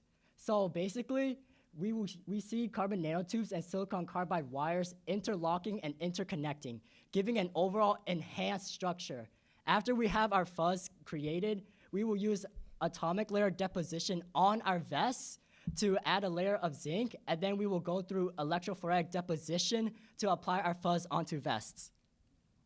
So why would you use our nano fuzz? Well, compared to other competitors that are well known in the market, they can all stop a 44 Magnum handgun and absorb shock from force. However, these vests cannot stop rifle rounds, which is the main type of caliber used in these mass shootings. Ours can due to characteristics such as the interlocking ability of the fibers and also the tensile strength. As you can see, our product is 15 times stronger than tensile strength than these two other fibers. Now that you guys know how innovative our product is, let's learn about the current day market. The market is valued globally at $3.12 billion just in 2023. It's projected to hit $5.2 billion by 2032. As well as the US market is valued at $800 million just in 2023. It's one of the three major shares of the overall market, as well as the development of lightweight raw materials is remarkably leading the market growth. Now, what does this mean? This means our product being a nanofuzz does remarkably well compared to its counterpart, which are heavy bulletproof plates, as well as our product perfectly fits within the price range of $600 up to $800. Now let's see who our customers are. So who are our customers? First of all, we will be targeting private security companies, as there are over 800,000 personnel in North America, specifically Allied Universal having a huge chunk. They have been forced to provide better vests for their unarmed and armed personnel. Next, we will be going for government contracts, as we hope to establish a stable form of economy with them over years to come. And so what we hope to do with these companies is establish reputation before moving on to further avenues. Now let's break down the cost analysis for one product. We wanted to address some price factors that most other startup companies don't include. So each product will be valued at $549.99 at a 22% profit margin. So 46% of our costs go into raw materials, as you can see on the left, which is for each product creation. At 34.3%, we included labor costs for the running of all operations. At 15.3%, we included facility costs, which includes the general maintenance of all the facilities, but also the cost needed to rent out all the land that we operate on. At 3.1%, as you can see on the top, those are the shipping and packaging costs for each product. And although you can't see it, there's a very marginal price under 2%, which includes patent costs and travel. So we will be requesting $2 million in investments, and we'll explain why. In the first year, we'll spend $950,000 for product and development, as we are refining our process, ensuring that the process is as efficient as possible. And this year, we're also planning to establish relationships with private security companies and also apply for government contracts. In the second year, we plan to begin production and produce 3,250 units of our material. And draw in a profit of $300,000 and at a cost of $1.5 million. In the third year, we'll ramp up production to 5,000 vests or 5,000 units of our material and see a profit of around $500,000. And in year 4, we plan on increasing production again to 6,250 units and see a profit of $625,000. As you guys know just how innovative and amazing our product is, who here is ready to get started?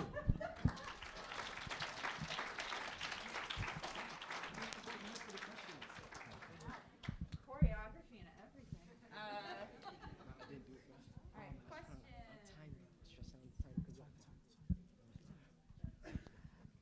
Okay, so this idea of making the nanofibers stronger by making them fuzzy sounds actually really cool. But can you tell us what mechanical tests have been done on these? So what do you know about how much it improves the performance?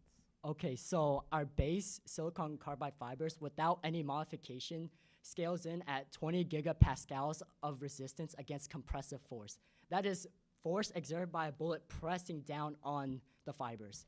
But if we modify our fibers into a fuzzy fiber, in an article written by Rice University, we discovered that this increases to 56 gigapascals as a result of the interlocking mechanism that arises from silicon carbide nanowires and carbon nanotubes interlocking in between the gaps of the fibers.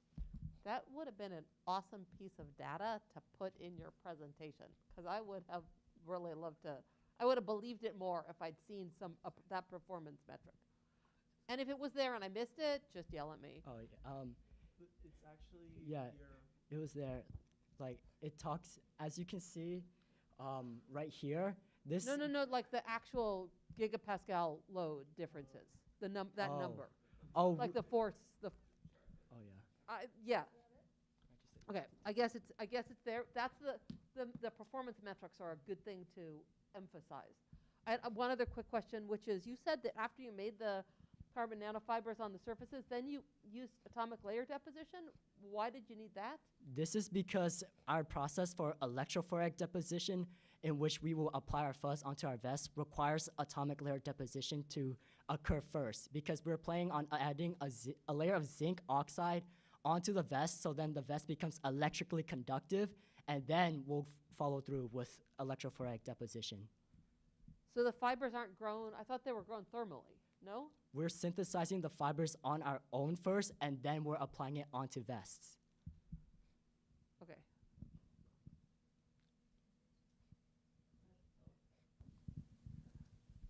When you guys did that margin kind of slide, which you can kind of go to if you want, the labor component piece of it, is that just the labor to manufacture, or is that labor inclusive of sales and marketing, individuals?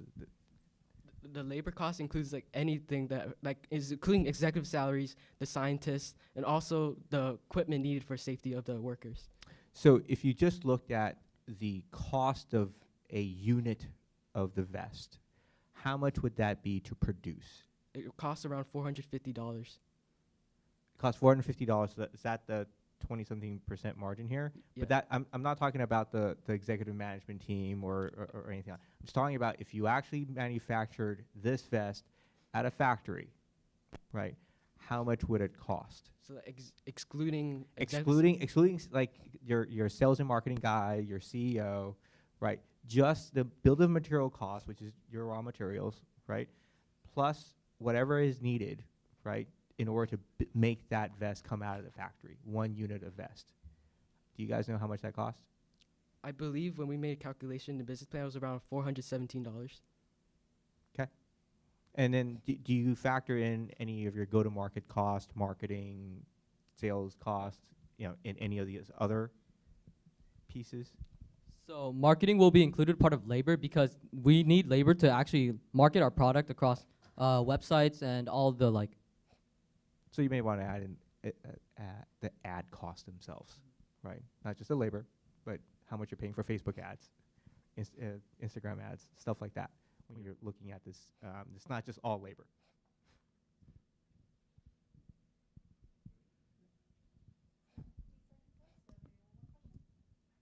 Okay, so was curious about looking at the equipment that you're using, right? Atomic layer deposition, things that nature. Did you look at how much those pieces of equipment might cost, and then also how much they can produce?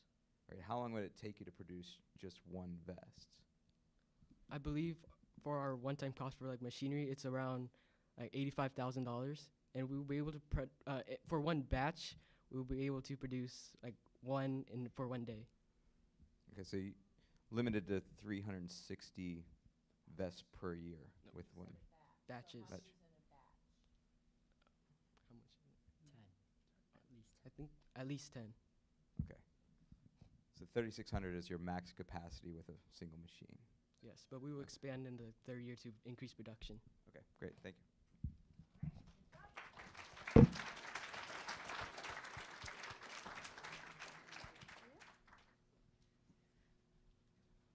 Okay, next team up on deck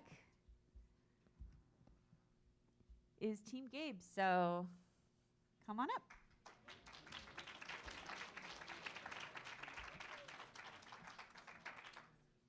Then I'll let you guys know when we're ready to go.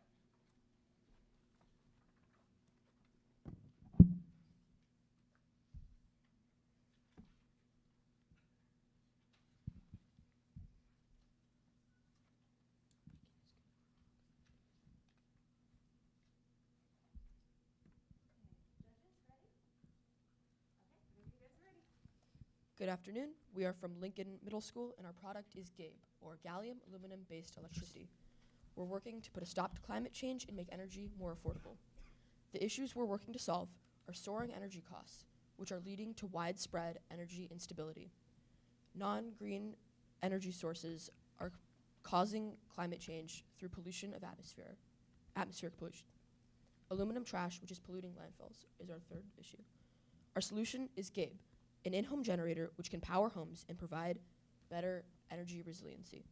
Our product uses everyday recycled aluminum to keep it out of the landfills and does not emit any toxic greenhouse gases which would otherwise pollute the atmosphere. This here is a design of our product, and it is sized similarly to a trash can. This is how it works. Once aluminum is dropped in, the gallium will remove the oxide layer from the aluminum and break it into nanoparticles, allowing it to react with water, creating hydrogen gas. The hydrogen will then be passed through a fuel cell, creating electricity, which will then pass through a home's bidirectional meter and power different aspects of one's home. On the consumer side, GABE is very practical and can be easily implemented, as it is used similarly to a trash can. While there are extra steps and rules for the users to adhere to, they are very easy to follow. For scaling, GABE comes in a one-size-fits-all model, making the buying process increasingly easy. From an industrial standpoint, GABE's single model size would make it easy to produce and outsource to factories without any extra complications. Our marketing strategies will be advertisements on social media, as much of the world population is on it. We would also do email marketing, as around 82% of consumers open emails from businesses and 76% of email subscribers have made purchases from an email marketing message. We'll also host events to get our customers excited about our product, and they can also provide feedback to help improve it. Finally, we can attend conventions and showcases in an attempt to gain publicity and try to attract new customers. Every unit will have wiring, an airtight container, tubing, a hydrogen fuel cell, and gallium. This adds up to $70, and since we're selling each unit for $129.99, this is a $60 profit, which is a 46.1% profit margin. This is profitability on the consumer side. The average aluminum use per day for a household is 172.2 grams, which can generate around 23,250 milliliters of hydrogen, or 23.25 liters each day.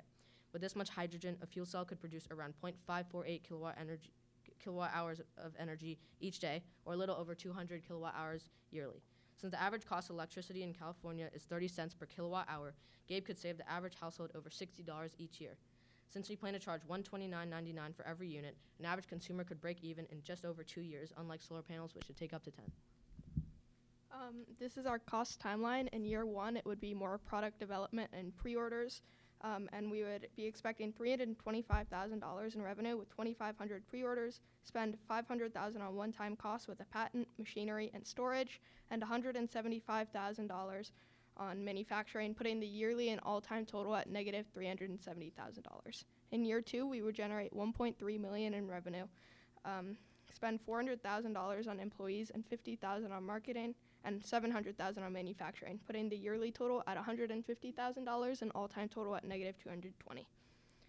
In year 3, we would make $3.5 million in revenue, spend $1 million on employees, $120,000 on marketing, and $1.9 million on manufacturing, putting the yearly total at $500,000 and all-time at $280,000. In year 4, we would be expecting $7.1 million in revenue, spend $1.7 million on employees, $220,000 on marketing, and $3.8 million on manufacturing, putting the yearly total at $1.3 million and all-time at $1.6. And also, after years 4+, we would put more money into making our product more cost-effective to rival the rising energy rates. This is our competition. Our competition is aluminum air batteries, solar panels, and a rechargeable backup supply. And as you can see, Gabe is better than all of them. It's cheap, can provide clean energy, act as a backup power supply or generator, and reduce your electricity bill.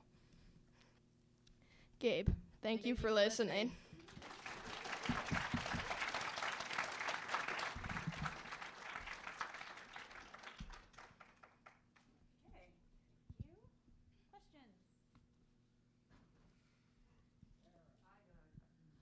Okay, so you're gonna, in order to basically burn the aluminum to make hydrogen, you need to get rid of the oxide, and you're using gallium to etch the oxide off. Does your gallium get saturated with aluminum oxide? So basically, can you just keep using the gallium, or are you gonna have to replace it? Because it's probably pretty expensive. So basically, we did some tests at home. Actually, we bought the gallium, we dissolved aluminum to it and made hydrogen. And after about 10, 15 times, we noticed that it started to dissolve the aluminum like lessen, like it didn't decompose it as well, which means that it was making slightly less hydrogen. So over time, a consumer might have to replace the gallium. And how much of the cost was the gallium? So how much would that replacement impact your overall cost balance? So gallium, it's not like, it's a generally rare mineral or metal, so it's not inexpensive, but so it would be about like $35, $40 to replace it completely, and then you could use it for however long. Okay, it would be good to put that into your balance. Maybe I missed this, but great presentation. But this is entrepreneurial too. So when you're talking to investors, which is basically what a pitch is to get money, how much are you asking up front? I saw your revenues. I saw a lot of things. Did I miss that? The ask? We would be asking around $1.5 million because we would be profitable in year 2. So after year 2, so in years 1 and 2, that's when we would need. Did I miss that in your slide? No, it's not in there. Okay. Next time, because you're talking to people and you say, okay, give me some money. Person goes, how much? Wait, what do you want? Because it's revenue. It's like, why do you need our money? Because you're getting money. Look, it says revenue. So it's something to take into consideration, but really good job, guys. You mentioned, I think you're doing marketing via kind of social media and whatnot. How are you actually selling it? Are you going to go direct to consumer, or are you going through a... We're planning on doing direct to consumer through online sales, boosted by marketing. And then how big is your product, and how heavy is it? It's about like this by this. So maybe like a few feet by a few feet. Like we said, similarly sized to a trash can. So I'm not sure how much it weighs. Probably guessing around 20 pounds. So you may, and this is the one thing that I think a lot of direct-to-consumers kind of companies always miss out on, is the cost of logistics and fulfillment, right? Especially if you're of that size. Have you guys looked into how much it would cost to actually ship it to a household? We have no idea. So it could, especially given your size and potential weight, the kind of parameters, that could really eat into your cost metrics here by a lot, right? I would not be surprised if it's over $20 just to ship it, right? So when you look at your margins and your payback period, that's something to think about. And I think, as you mentioned before, the cost, the return kind of cost in order to get the gallium to be shipped out and the cost associated with on the consumer side, they have to kind of factor that into the payback. So your point about solar, it's 10 years. But if you have to recharge the gallium, depending on how often you have to recharge a gallium, the payback may not be 2 years, right? It could be more than 2 years. It could be 3, 4, 5, or more. So when you're marketing it, you really need to take that into account. And when you're selling it, are you a better payback than solar or any of the other options? I just want to ask one quick question. This is not a business question because it could be irrelevant, but chemical fuel is chemical fuel, and you can, energy is energy, and you could burn it in your home and do what you do, what Gabe does, or you could recycle it and have a company not put that money into making the next can. For the planet as a whole, which one's better? To recycle it or to burn it in the house and not have all the transportation and sorting costs? Yeah, that's definitely something to think about, but if you're just recycling it, like the person, you're not profiting anything off your aluminum that you're throwing away, so. Yeah. That's why I said there's nothing to do with marketing. Personally, it's probably better for you to get the money, but for the planet, that might not be I'm not sure what the best choice is. Yeah. But if it was better for the planet too, that would be another argument. Because people do care that what they do also helps. That environmental marketing is a big deal. People care right now. Just also one problem with that is because like a majority of aluminum is not recycled, and it just goes straight to landfills. I really did like your try to do the breakdown analysis of the payback for the customer. I think that's always super important to do. And as Howard mentioned, the idea of the replacement cost being one of them. Also, if there's installation costs associated with wiring this back up to your house, right, to get the energy back to the house itself, also factor into that payback to the customer. Just things to think about, right, as you're trying to sell this and make the case for the customer. Thank you very much. Good job.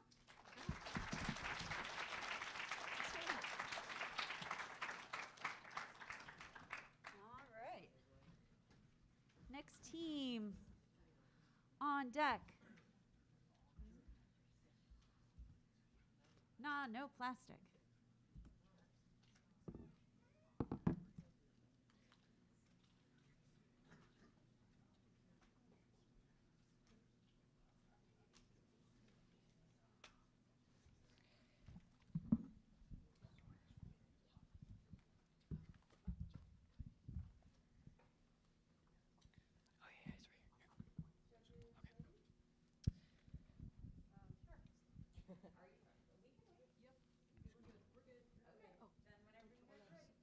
All right.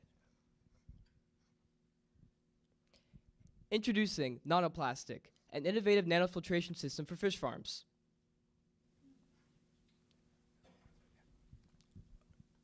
A pressing environmental issue is plastic pollution, and it continues to plague our world. While plastic has brought affordability and efficiency to products, its widespread use has had severe consequences, specifically in oceans. About 49% of all fish produced come from fish farms, and disturbingly, about half of these fish ingest microplastics from the water, harming their well-being and decreasing their nutritional value. When we consume these fish, we unknowingly ingest these microplastics as well, and this can lead to respiratory problems, risks of cancer, and chronic toxicity affecting growth rate and reproduction rate. Unfortunately, the filters designed to address this issue are ineffective and leave behind too much microplastics in the water. In fact, farmed salmon contain more microplastics than their wild counterparts, and due to plastic contamination in farming systems. There is an alarming statistic showing that there has been a steady increase of 2.4% of plastics found in fish per year over the past decade. The urgency to address this issue has never been greater. So here's how it works. Nanoplastic breaks down microplastics through a system of iron-mediated activation of persulfate. This produces, along with a photocatalyst, what are called sulfate radicals, or SO4. When this comes in contact with BPA, the most common chemical in microplastics, it breaks it down at an 88% efficacy rate in just 5 minutes, and leaves by non-harmful contaminants. Now here is our system. First of all, the water goes through a stainless steel filtration sheet. This blocks out any big contaminants that can get into the water, like dirt or excrement. And then later goes by our aluminum oxide membrane and our silicone permeable bag. Now to go more into detail, our aluminum oxide membrane has a 20 nanometer pore size. This blocks out any bad contaminants that can get to the water, like carcinogens, bacteria, or anything that we don't want to have in our water system. Additionally, we have our permeable and silicone bag. This contains the reactants necessary for a reaction and releases the particles necessary to make it happen. We also have our solar mirror here, which helps with the photocatalyzation process. Finally, we have a 415-liter tank, and it filters water at a speed of 83 liters per minute. Now, let's compare nanoplastic with 2 other competitors in the market. Our product is competitively priced at $1,400, offering value without compromising quality. In the table chart shown, it's evident that nanoplastic surpasses both competitors in microplastic filtration efficacy. Additionally, our product boasts a lower energy consumption rate, making it more environmentally friendly and cost-effective in the long term. These performance metrics emphasize the unique value of nanoplastic. This delivers superior performance, cost savings, and tackles the environmental challenge we face. Nanoplastic will not only partly solve the problem with plastic pollution, it will also gain a competitive edge in the market. Our marketing strategy will be to get the end user to desire plastic-free fish, therefore creating a need for our product within the fish farming industry. We will then use the positive social media feedback in our marketing expeditions to industrial-scale fish farms. On a trip to Turkey, I visited the fish farm and interviewed them on certain scientific and marketing aspects of our product, which were crucial to the development of nanoplastic. The farms we're targeting would be in a secluded body of water, and examples can be found in places like Japan, where highly profitable fish are farmed at an industrial scale. For the first year, we'll file a patent application, start production, and establish a supply chain. Second year, we will prepare production, product stock, industrialize, and gather feedback on the concept and value proposition. Refine the product based on the market feedback. Third year, we will develop a marketing strategy to create awareness and interest in the product. During the first 3 years, we'll focus on product preparation, refining based on user feedback, researching more effective marketing methods. In the fourth year, we will launch the product, having produced 260 products, spend around 3.7 million, which is the amount we're asking for investor. After launching, we'll expand and improve the product as it enters the market. We are planning to be break even around year 9. Thank you.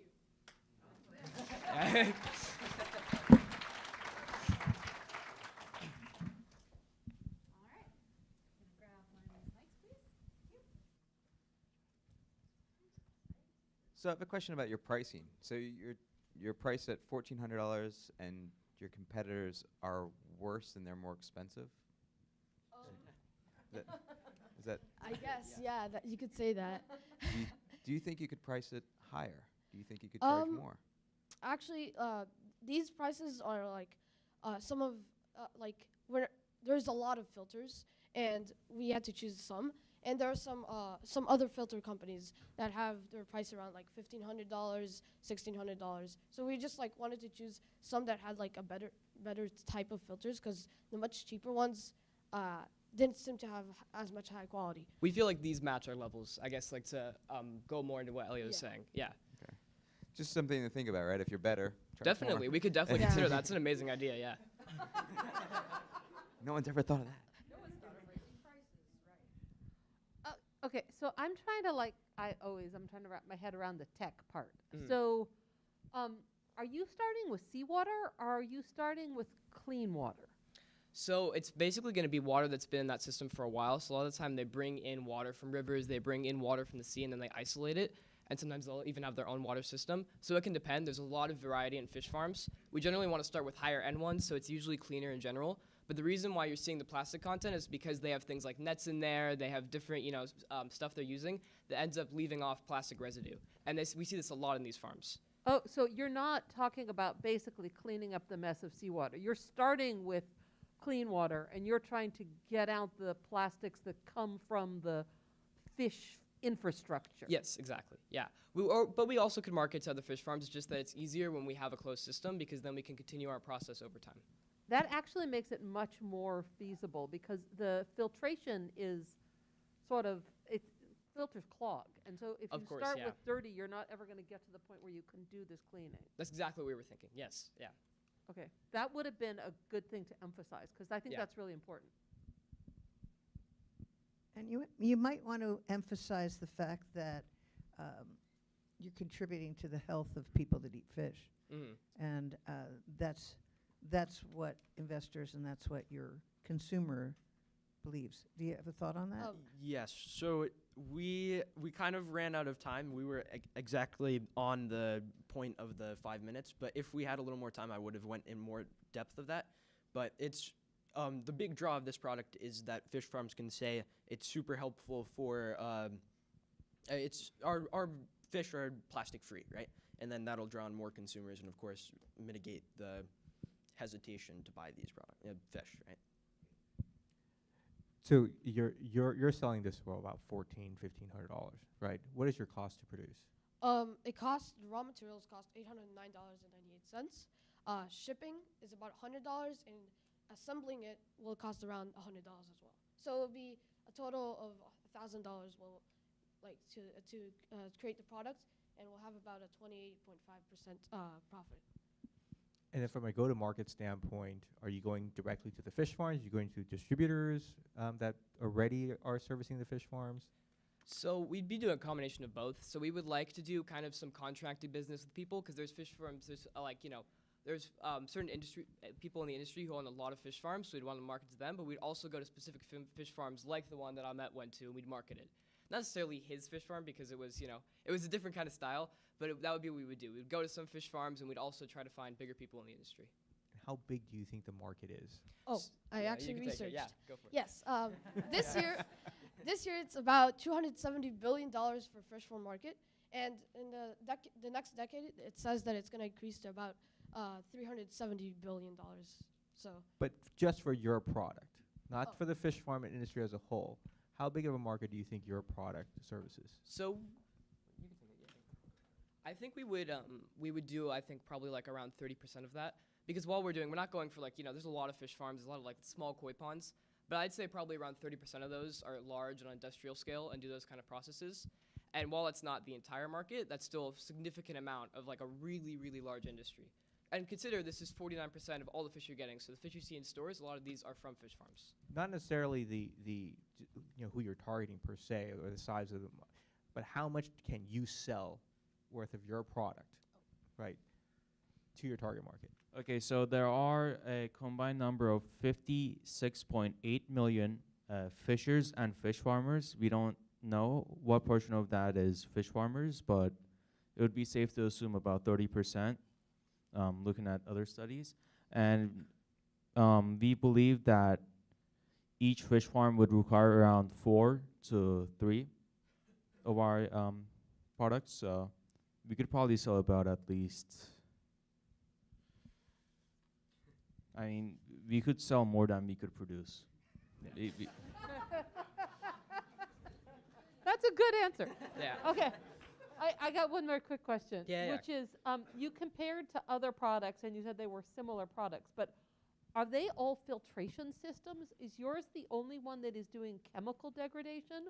Because that would be a big difference that was not made clear. They actually are indeed. They're all biofilters. While some of these do use chemical systems, I believe specifically the one that is you see where it says aquaculture, they do use chemical systems. But they're all there's certain categories of fish farming. There's mechanical filters versus biological filters. We are marketing as a biological filter, while these are also biological filters that we're comparing ourselves to. Do you have a question? Okay, I just want to make a comment. I think it's evident how you worked with one another. Yeah, thank you. I'm guessing you divided up the information and each of you became an expert on a part of it. And I'm just calling this to everyone's attention because you saw them turning to each of their partners here in this group, and they knew which partner, which gentleman in this group knew who the experts was. Who the expert was. So I wanted to comment on that and say how well this group looks like it worked together. Thank you. Thank you. Yeah, we really appreciate it. All right, you can just leave that there.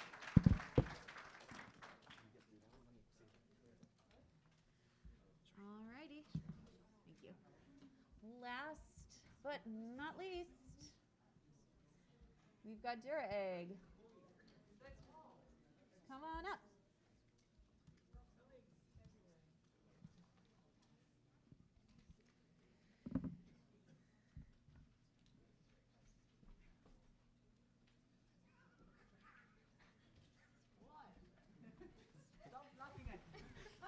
Okay, you ready? This is it. Okay.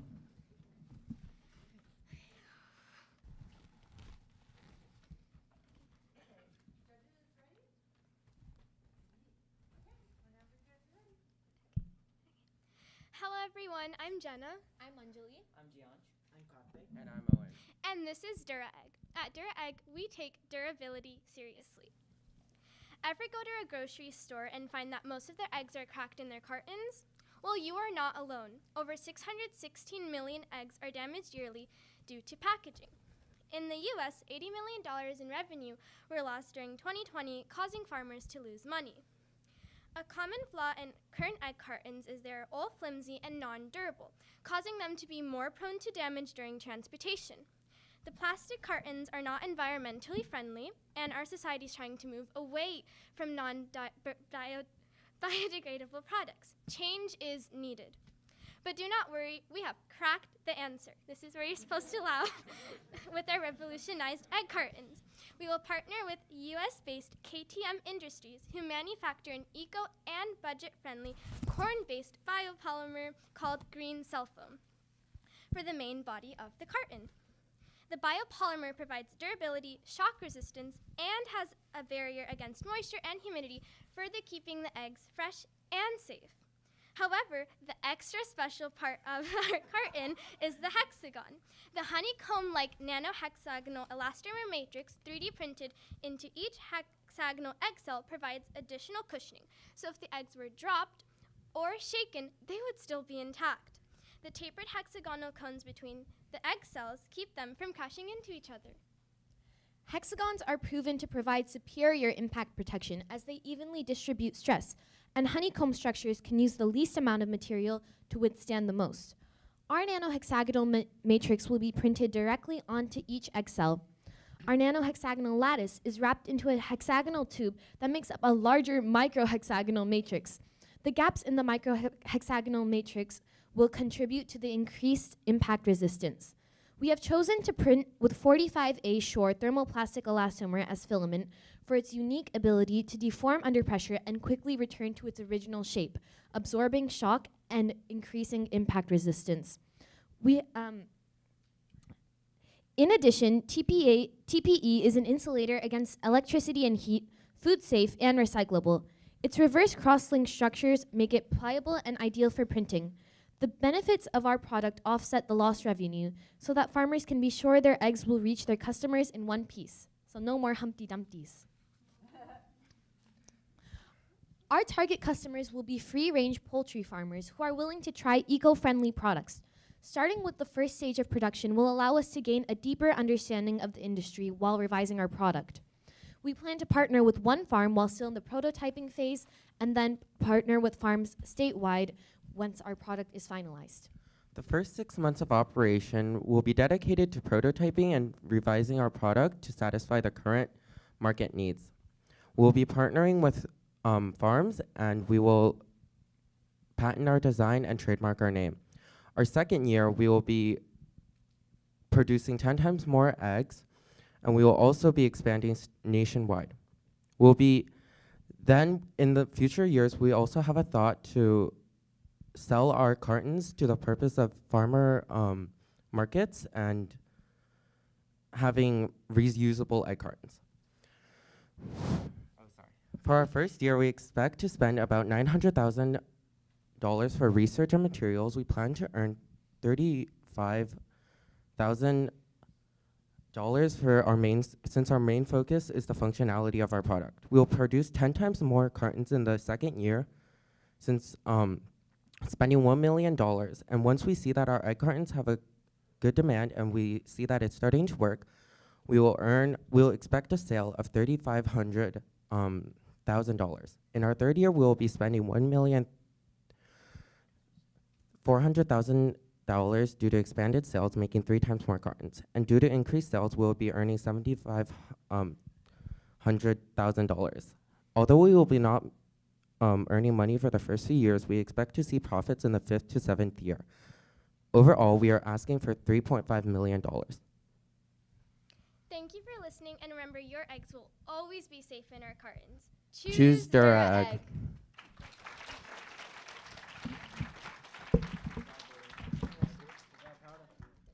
Excellent job. Questions? Okay, I'm slightly confused. So is the base polymer that you're using recyclable or a biodegradable biopolymer? It's a biodegradable biopolymer. But it can be 3D printed. No, the 3D printed portion of the carton is the TPE hexagonal matrix that will be lining each cell. So it's a mixture of a biodegradable and a petroleum-based polymer, and the 3D printing part is just a layer? Yeah, a layer, yeah. So then, in terms of recycling, how do you separate those? Because the biggest, my understanding, not somebody who does recycling recycles but not researches it, is that the biggest issue with recycling is separating components that have different properties. And so the biodegradation stream goes straight into compost, and the recycling component has to be pure enough to be recycled. Mm-hmm. Actually, the TPE hexagonal matrix is also biodegradable. So the entire package is biodegradable. So it's a printable polymer, but it is still a biodegradable polymer? Yes. Okay. Could we go back to the slide on comparable, how much it costs compared to the regular ones? Okay, I forgot what that was. Okay, thanks. You wanna comment? Oh, well, yeah, perfect slide. So is that the cost you're selling it for $1, or is that your cost to make? No, that is the cost to sell it. The cost to make is 75 cents.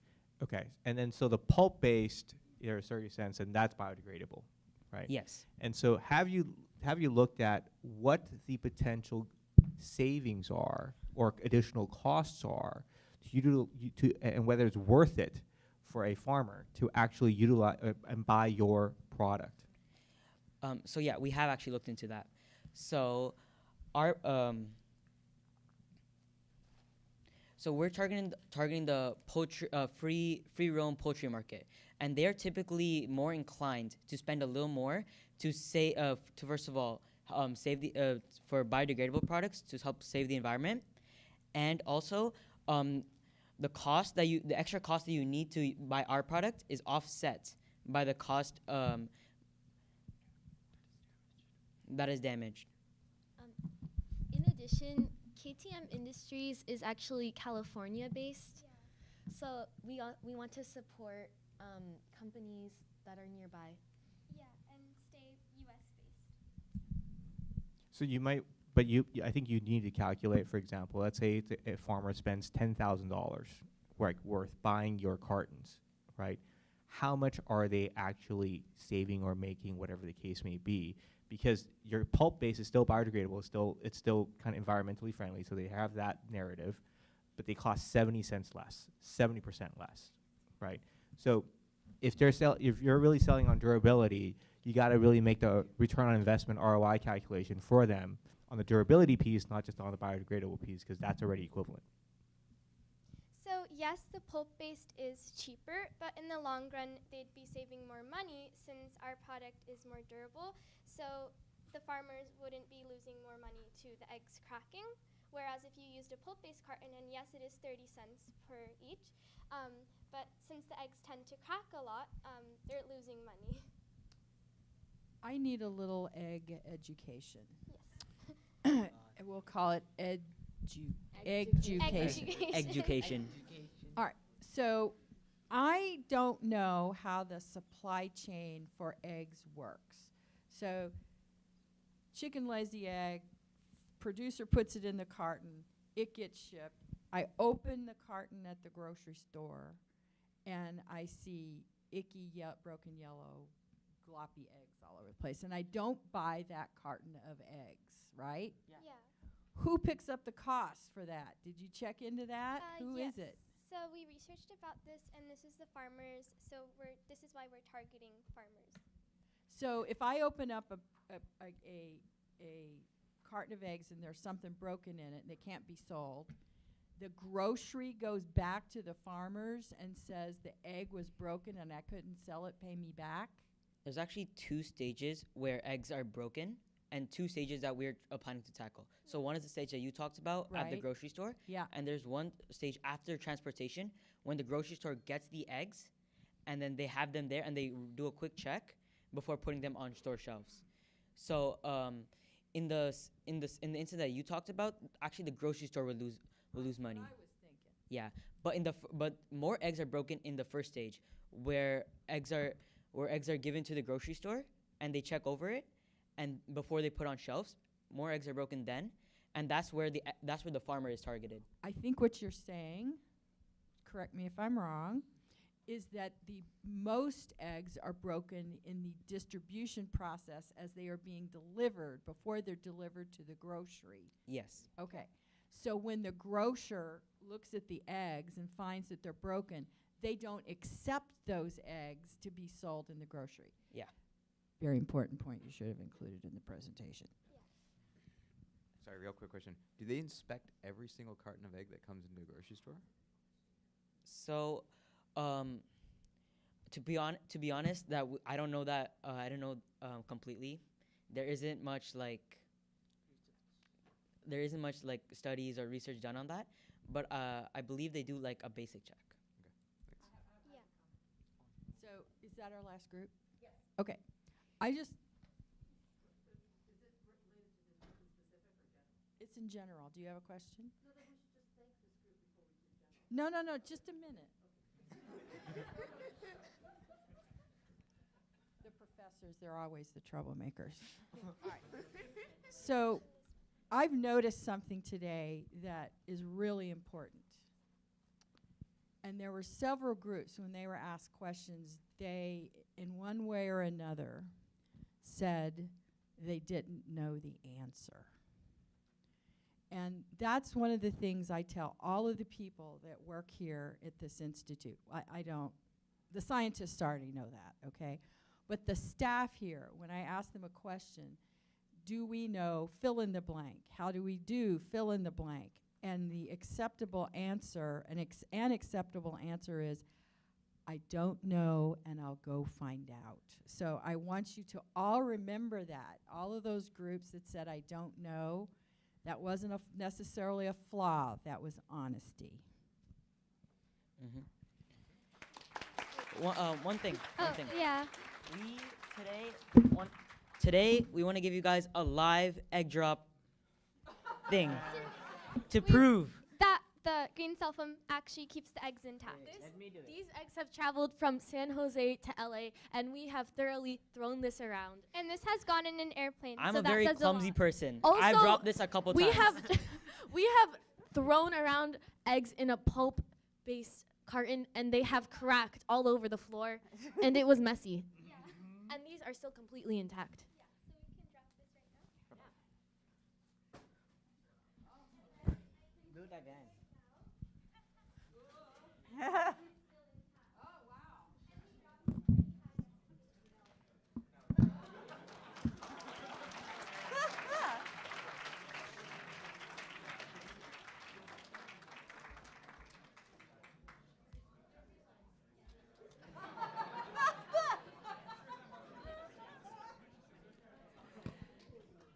Wow.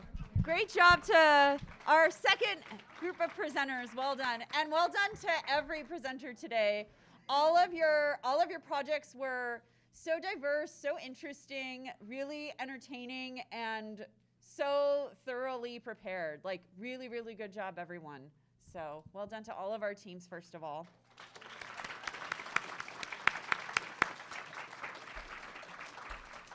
And I also wanted to give one more thank you to our judges for taking their precious time today to listen to all of these wonderful groups present.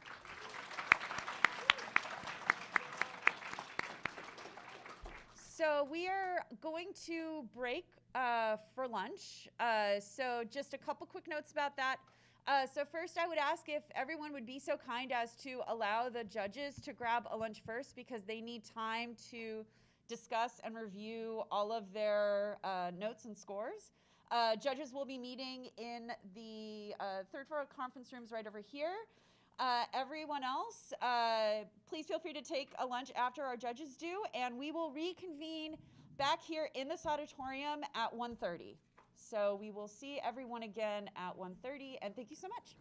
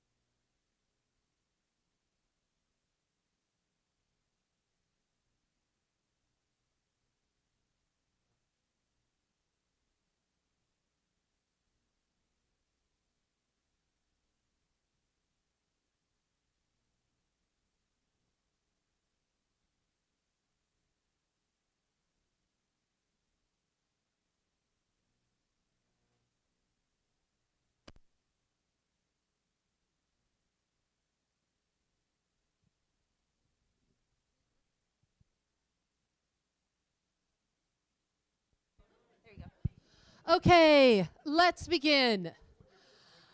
Let me start by reporting back that the judges agonized. We debated.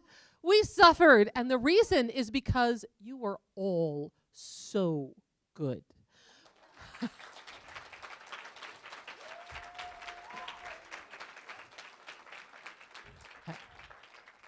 So I just really want to say that we could have picked any order. And we were forced to pick a subset of winners. And that means not all of you can win. And that is hard on us. But so I want you to realize that the difference between the people that we're giving trophies to and the people that we're giving plaques to is a very small difference. Okay? In this world we live in, we get forced to make decisions. But really, whatever your team gets, whether it's a plaque or a trophy, realize that this was one of the greatest sets of product developments that we have ever seen. I will also add to that what Professor Tolbert was saying, and say that we've also had teams in the past that did not win, but then went on to refine their idea, enter other competitions, and win those. So even if you don't win today, you can still have a winning idea. So don't let this be the last time you ever think about your idea, about entrepreneurship, about technology, about development, because you guys are all so young. This is only the beginning. Yeah. Okay, so with that as our preamble, I will pass the mic to Rita. So are we gonna have, we're gonna have every team come up for a picture, yes? We can have, yeah, so so the finalist teams who did not place can also come up and take photos here, and we have the photos outside. But right now I'm gonna be announcing our third, second, and first. Okay, but in years past, we have actually had every team come up and take a picture with the judges and their plaque. Yes. And so I would like to do that after we call the winners up, and you will have to, there's going to be a photo op. Sorry, if you hate it like my high school kids do. Mom, tough, basically. We're going to take pictures. So we are going to start with our winners, but we are actually going to call every team up, and you're all going to get a plaque. Okay? So here is Rita. Thank you. Okay, so we will start with third place. So our third place team is, congratulations to Team Gabe from Lincoln Middle School.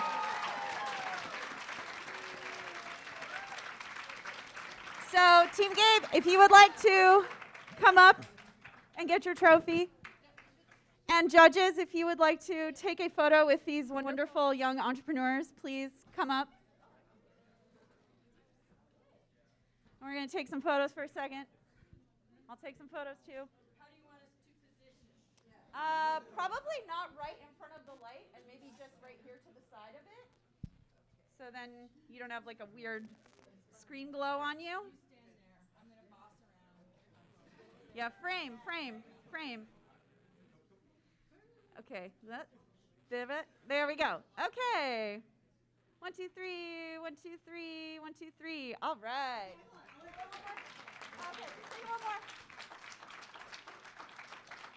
Okay. Yeah, judges just stay here. That's a good idea. Okay. So, yep, congratulations again. Well done. All right. So in second place, because I did not type that right, that's all right. We have a tie. So we have 2 second place winners. Our first second place winner is XEF4 from Los Osos High School.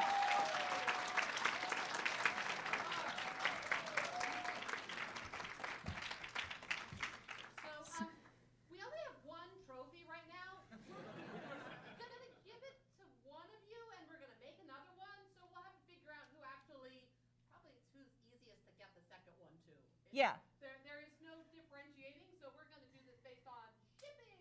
Woo! Okay, but first, second place team, team at least take a photo with the trophy, even if you're not the one to take it home today. So come on up, come on up, come on up, come on up. Yes. Sorry again for the earned place. I'll fix it in Photoshop later. It's fine.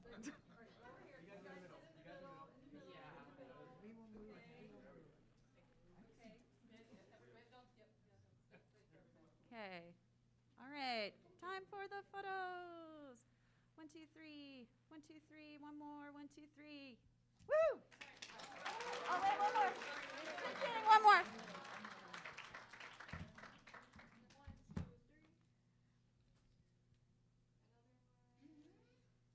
Okay. Oh, just kidding. That's quite all right. Okay, sure. All right. Thank you. Okay. And our second place team is the Cohesives from Iovine and Young.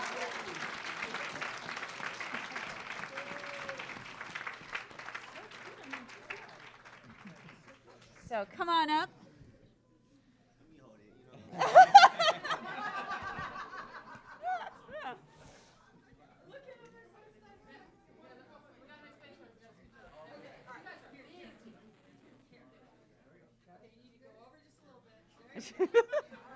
Staging.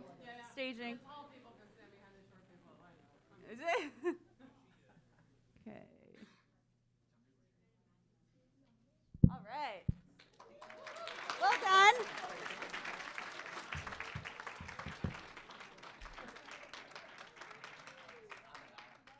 And finally, our first place team for Nanovation 2023 is Team Nanoplastic from Santa Monica High School.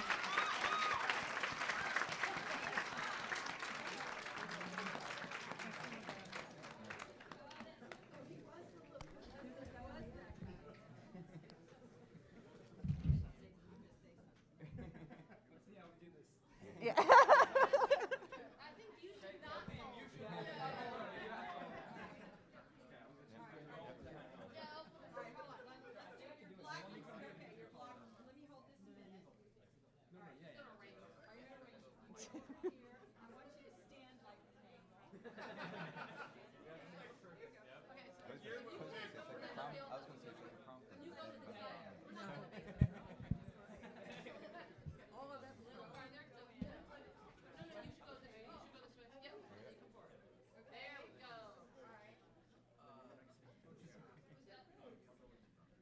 Okay.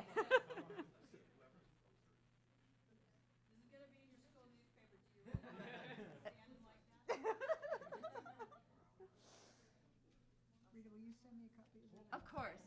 Send all of them for sure. All right.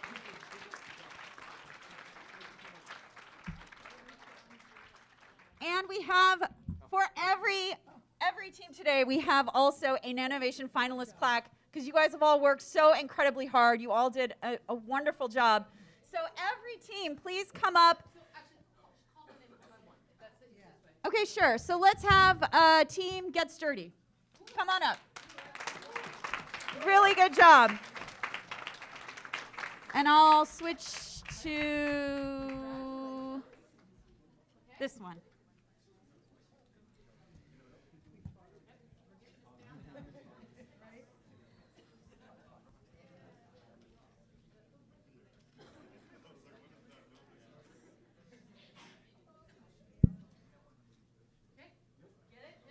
All right.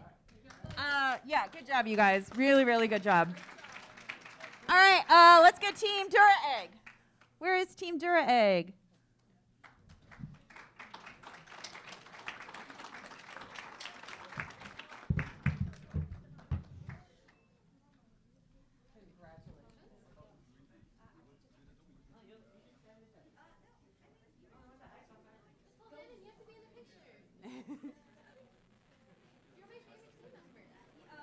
Aww.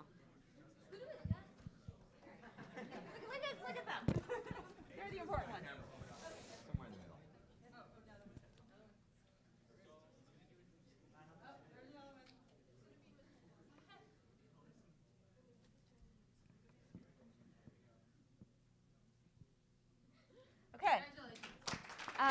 else do we have? Versagrips. Let's have Team Versagrips come up. Versagrips. Good job, Versagrips.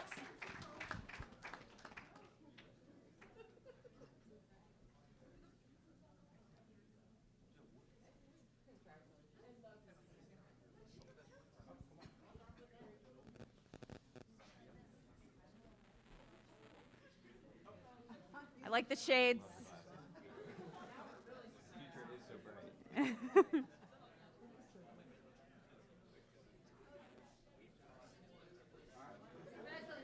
Well done. Okay, let's have Pulsera.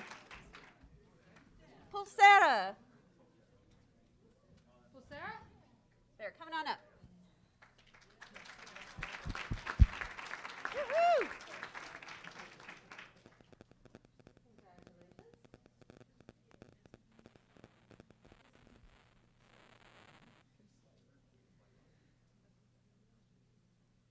Okay.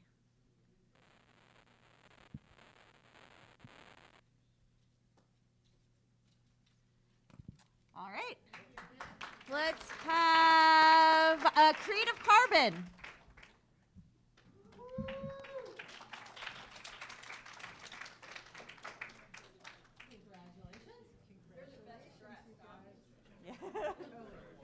Honorary Style Award.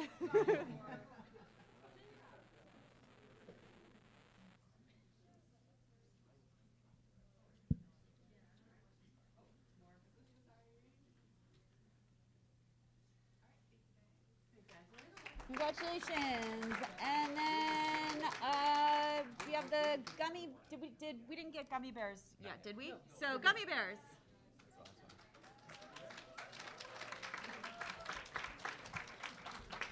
That'll be the last one, yes.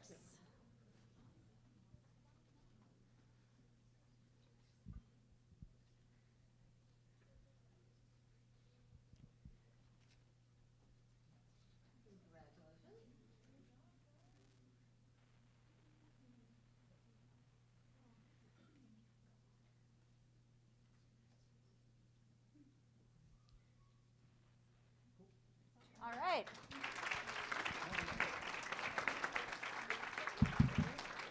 All right, thank you students once again for all of your work. Thank you so much to the mentors. Thank you to parents. Thank you to teachers. Thank you to the judges. You know, it takes a village. And thank you to Dr. Rita Blake.